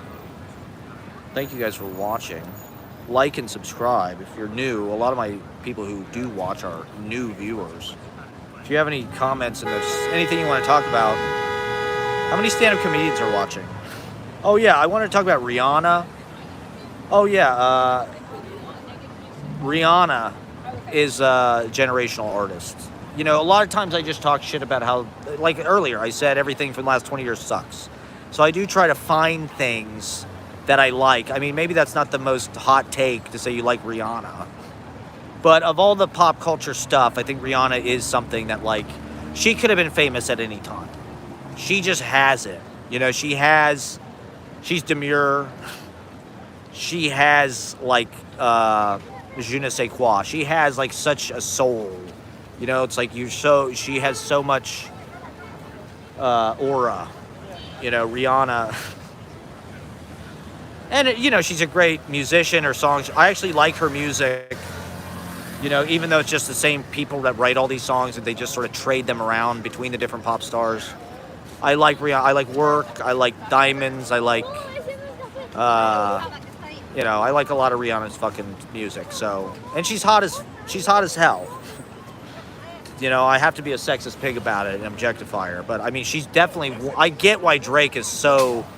Like, Drake could have, like, probably any woman he wants. That's the sad state of affairs in our world today. Is Drake is, like, the hottest bachelor. For some reason, every woman alive, at least my age, boring, crappy. This is one of the things, another thing that sucks about millennials is how much they like Drake. Like, Drake is pretty mid, if you ask me. His poetry sucks real bad. His poetry is incredibly bad. It's bad. But I get why he's hung up on Rihanna, because Rihanna is fine as hell. So this is our salute to Rihanna. We love you, Rihanna. Keep doing what you're doing. Rock and roll. Okay, here's another thing. You guys are into music. Yeah, she can Miss Robinson me. How old are you? Rihanna's not that old. I mean, she seems happy. I don't know is it A$AP Rocky? Who's her baby daddy? Are they married or something? I mean, they seem like they have a healthy, you know, compared to Chris Brown or whatever. That piece of shit. How could you beat Rihanna? See, women love, I don't know, they love that stuff. They love, you know. He just beat somebody else up that was super hot and famous. I can't remember who it was, but it's like, Jesus Christ. Chris Brown is not, I guess, you know, he's not that fucking talented. Okay, one thing I did want to mention on here is I think they should put rock and roll session musicians, and they probably do this. Maybe I'm just, when they introduce jazz, right? Oh, Stony Poo's 45. Okay, well, you're going to Mr. Robinson fucking Rihanna's ass then. I think she's a few years younger. All my viewers are middle-aged and older. But that's all right. We love you. This is an early afternoon stream, so we're just sitting. You know, we're just sitting, relaxing. What was I saying? Oh yeah. When they talk about jazz, they always mention this guy played the drums. You know, Elvin Jones. This guy, McCoy Tyner. You know, this guy. Even on obscure shit. You know, maybe that's just Phil Schaap. But even on some fucking record from the 30s or something, they'll go through every motherfucker. This guy played the clarinet. This guy played the fucking banjo. I wish they would do that with rock and roll. I feel like with rock and roll, especially a lot of these session guys. I was reading this article because I follow this guy on Facebook, Rob Stoner, who's had kind of an interesting career as like a journeyman bassist where he's sort of been in part of important pop cultural moments, but he's not really famous. Like, he played bass on American Pie, the famous, I mean, it's an incredibly famous song, right? He played the fucking bass on this song. And he also, probably most famously played bass on Rolling Thunder, the Bob Dylan Rolling Thunder tour. And so he's on Desire, the album Desire.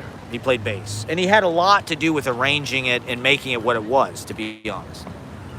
He also played with this guy, Robert Gordon, who I am a big fan of, who was like a New York punk rockabilly guy. Kind of new wave rockabilly, who I really like. And a lot of Bob Dylan's band has come from Robert Gordon's band. He'll just kind of cherry pick Robert Gordon's, a lot, like Tony Gardnier was Robert Gordon's bass player. And he's played with Bob Dylan for like 30 fucking years. And this guy was talking about, on American Pie, there's some guy who plays the piano. I forget what his name is, but I read this whole article about this guy. He plays the piano on Like a Rolling Stone.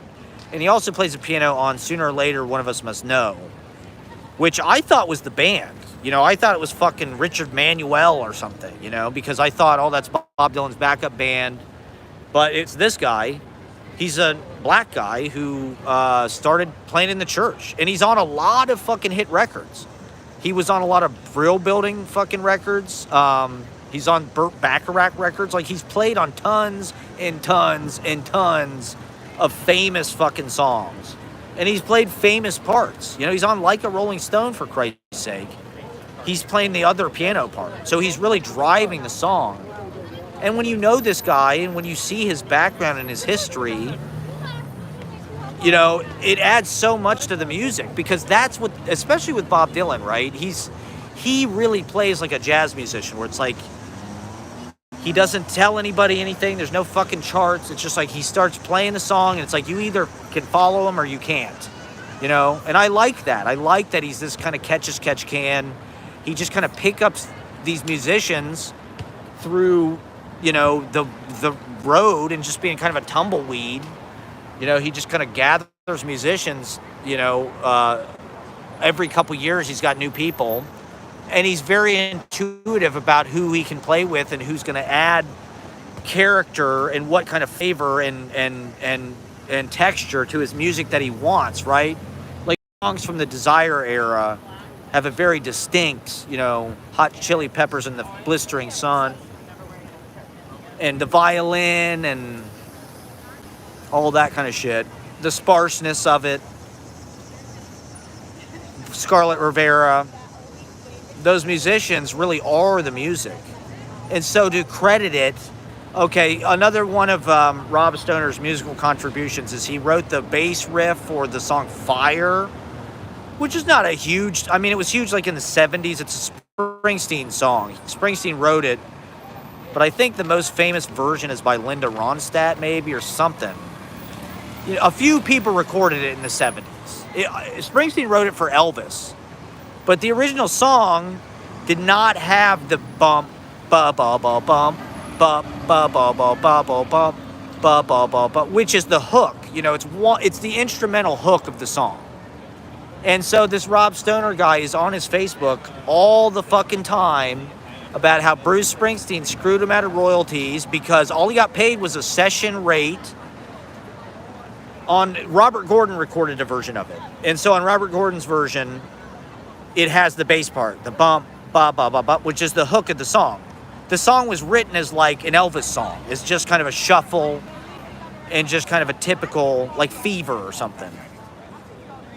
So, you know, this guy's partially responsible for the success of the song and honestly for the composition of the song. To write the fucking instrumental hook, and yet nobody really knows that. He doesn't get any money for that. And, you know, Springsteen isn't going to go out of his way to upset the apple cart or anything. And so it's just one of those things.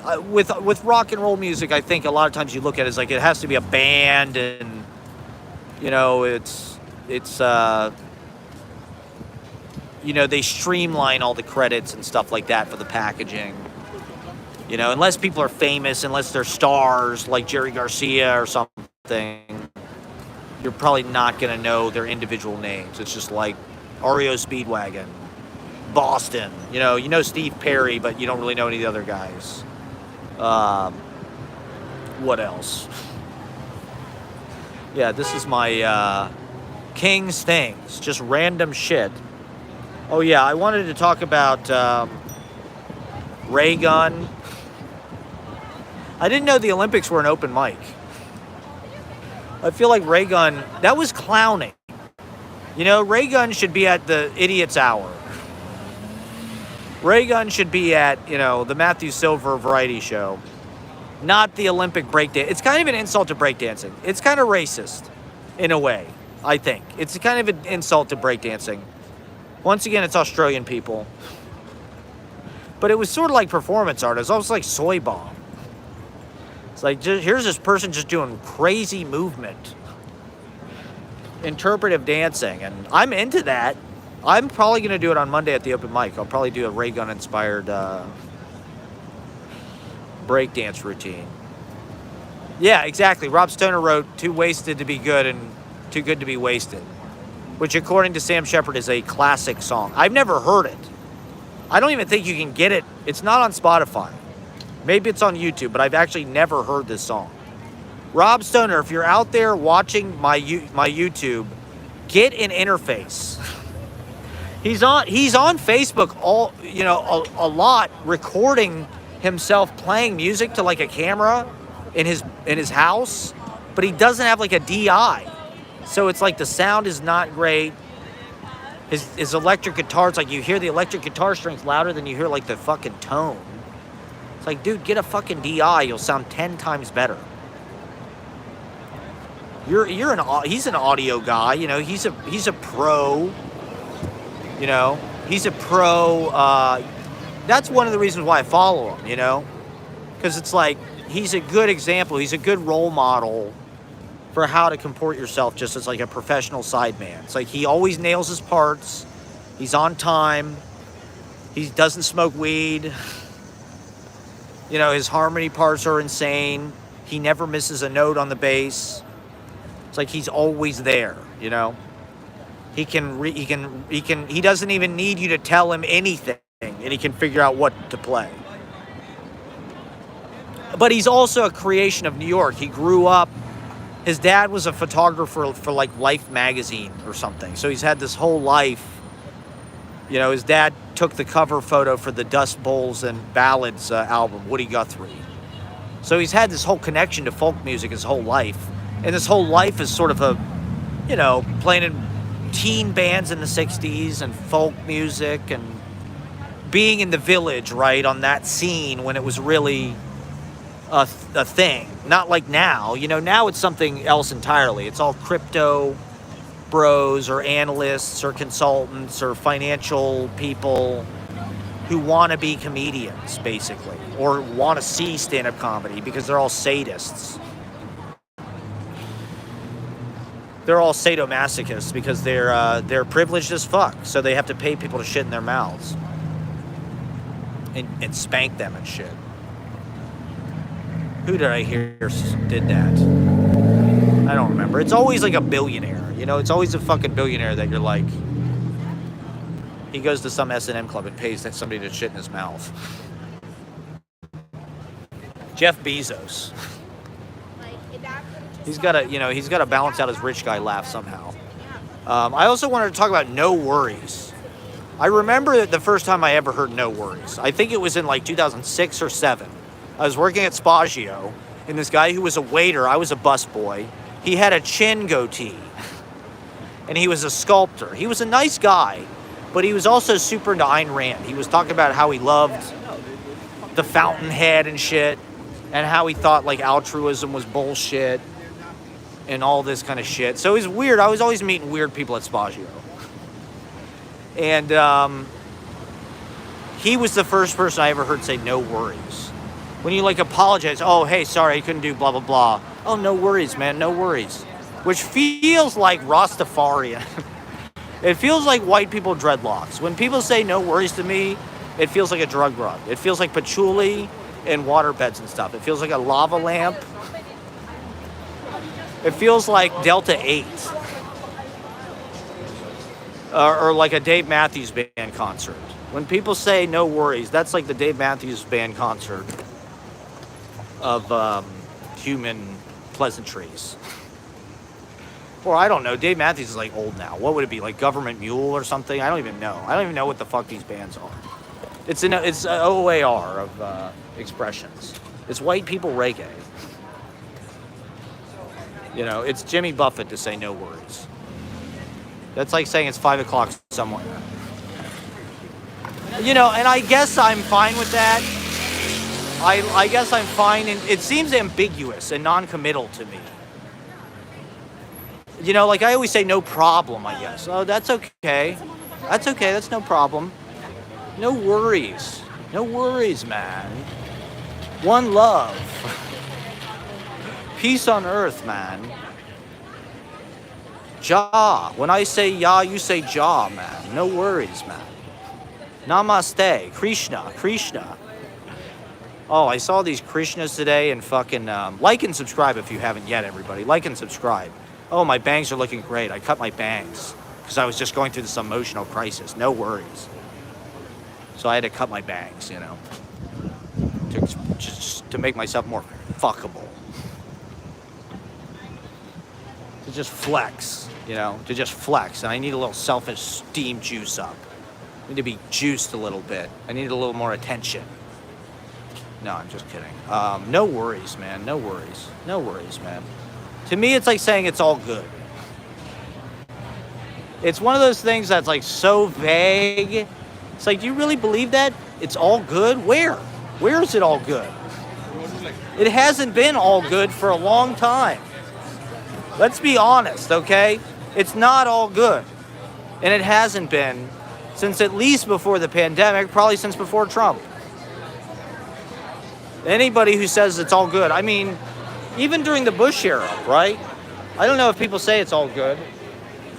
I suppose they do. It's just become a part of our language. You know, it's just become a very... No worries, yeah. You know, it's all good. It's just become a stock phrase. It's just like assimilated into just it's something that everybody says everywhere all the time. It's all good. It's all good, brother.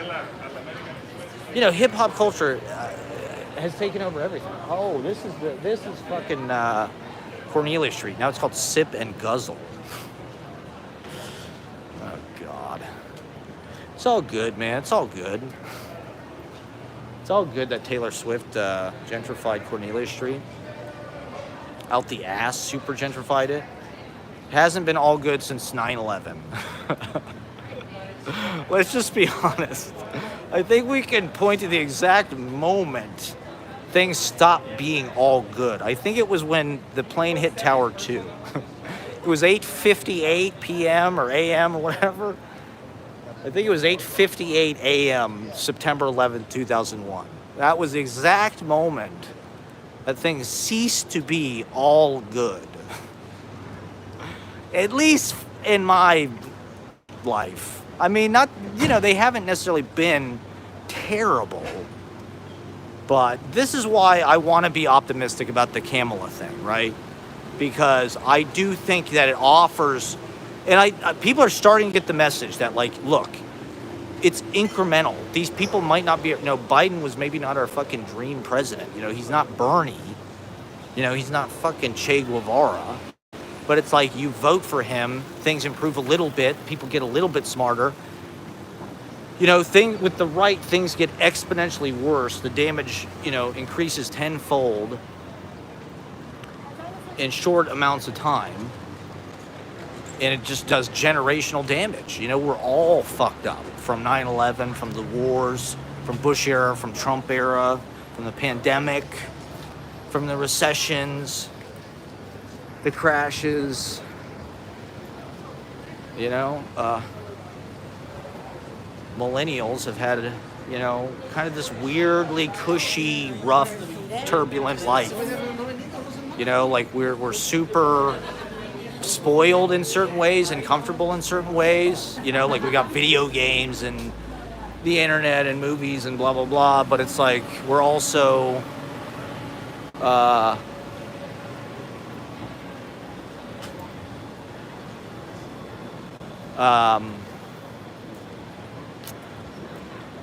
you know, that might just be a way to dope us up because they put us through all this trauma.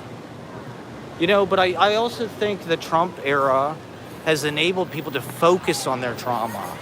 You know, and it's all about dwelling on that and hyper fixating on that and you know, waiting to sort of play that card and thinking about, oh, my trauma, what did my parents do to me? Well, what about all this trauma that happened to me? And it's like, I want to go back to a time, and I think everybody's ready to go back to a time where, like, we don't fixate on these things and live in this super walking on eggshells, super judgmental, super uptight, super divided. You know, I hope with Kamala that we're able to go back to like a time of prosperity. You know, they start to fix fucking problems, fix house of living crisis, cost of living crisis, inflation, all that. And, you know, just add some kind of sanity, go back to some kind of sanity when it comes to the news cycle and the way that the political, I mean, Trump is really the one that disrupts the whole fucking sort of stability of the thing, where it's like you're scared for your life because it's just like this guy won't go away. You know, he wants you to feel threatened and to feel. Apparently, he can't read. Did people hear about this? Trump cannot read.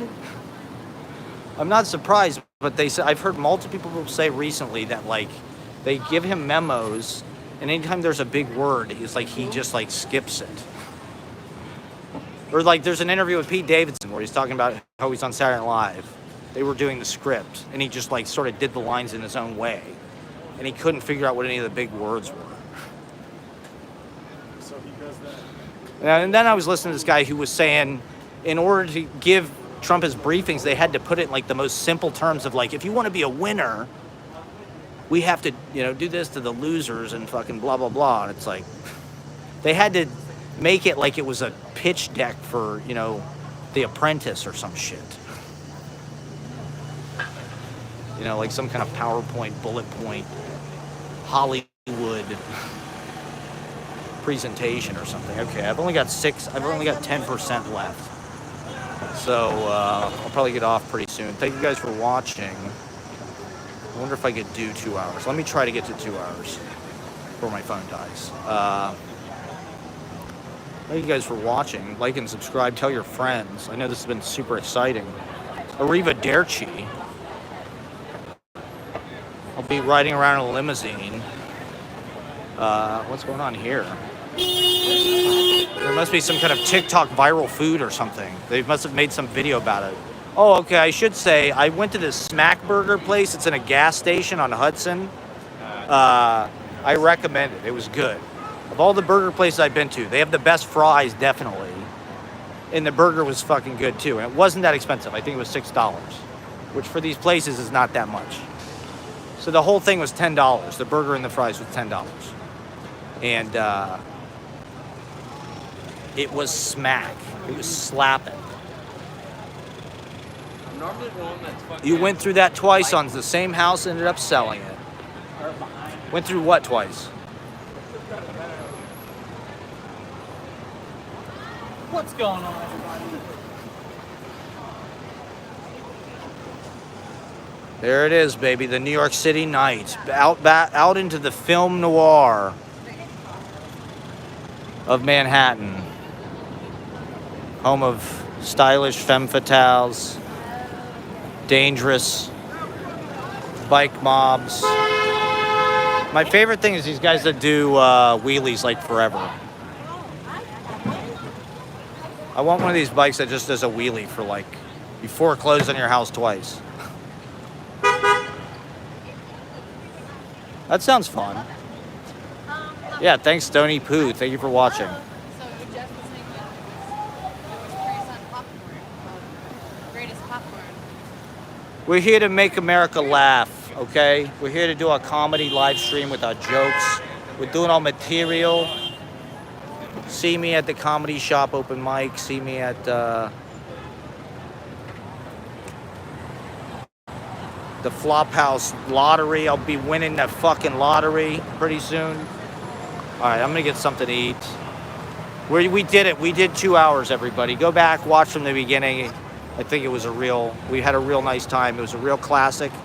I'll try to get on as soon as I can, but we love the fans. Come to the open mic on Monday. We've got some exciting people reading. Late summer classic, everybody. Here we are. We're closing it out from the Jersey Shore. Is the weather pretty nice there right now, Bruce Halliday? We gotta come down to the beach house and go for a swim. Just send us, DM me. We gotta arrange. We want to come down to the Jersey Shore and hang out and party with you, Bruce Halliday. Can I interview you for YouTube? I want to do an interview show, so I'm gonna start interviewing people soon.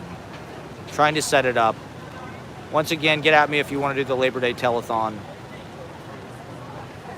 Yeah, I'm gonna try to figure out some people to interview that aren't. I mean, I've interviewed Ashley, but it'd be nice to interview some other people too. So, all right, thank you guys for watching. Apparently, there's an open mic at Duplex. Somebody was telling me Tuesday night at Duplex. So maybe I'll go to that.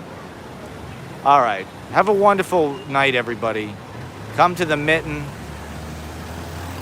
and yeah, book me. I'll do Lee Moore. I'll do an interview.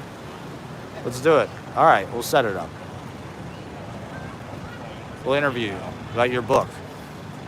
We'll talk about poetry and music and art and laughter and culture and all the great things in life that the city has to offer and to afford us. All right. We'll set it up. All right, thank you guys for watching. Have a wonderful, magical night. Have an enchanted life. We'll be back on soon. See, now I have 7 people. See, this is not fair. This is so... We got to leave on the top. We got to leave on the high note, everybody.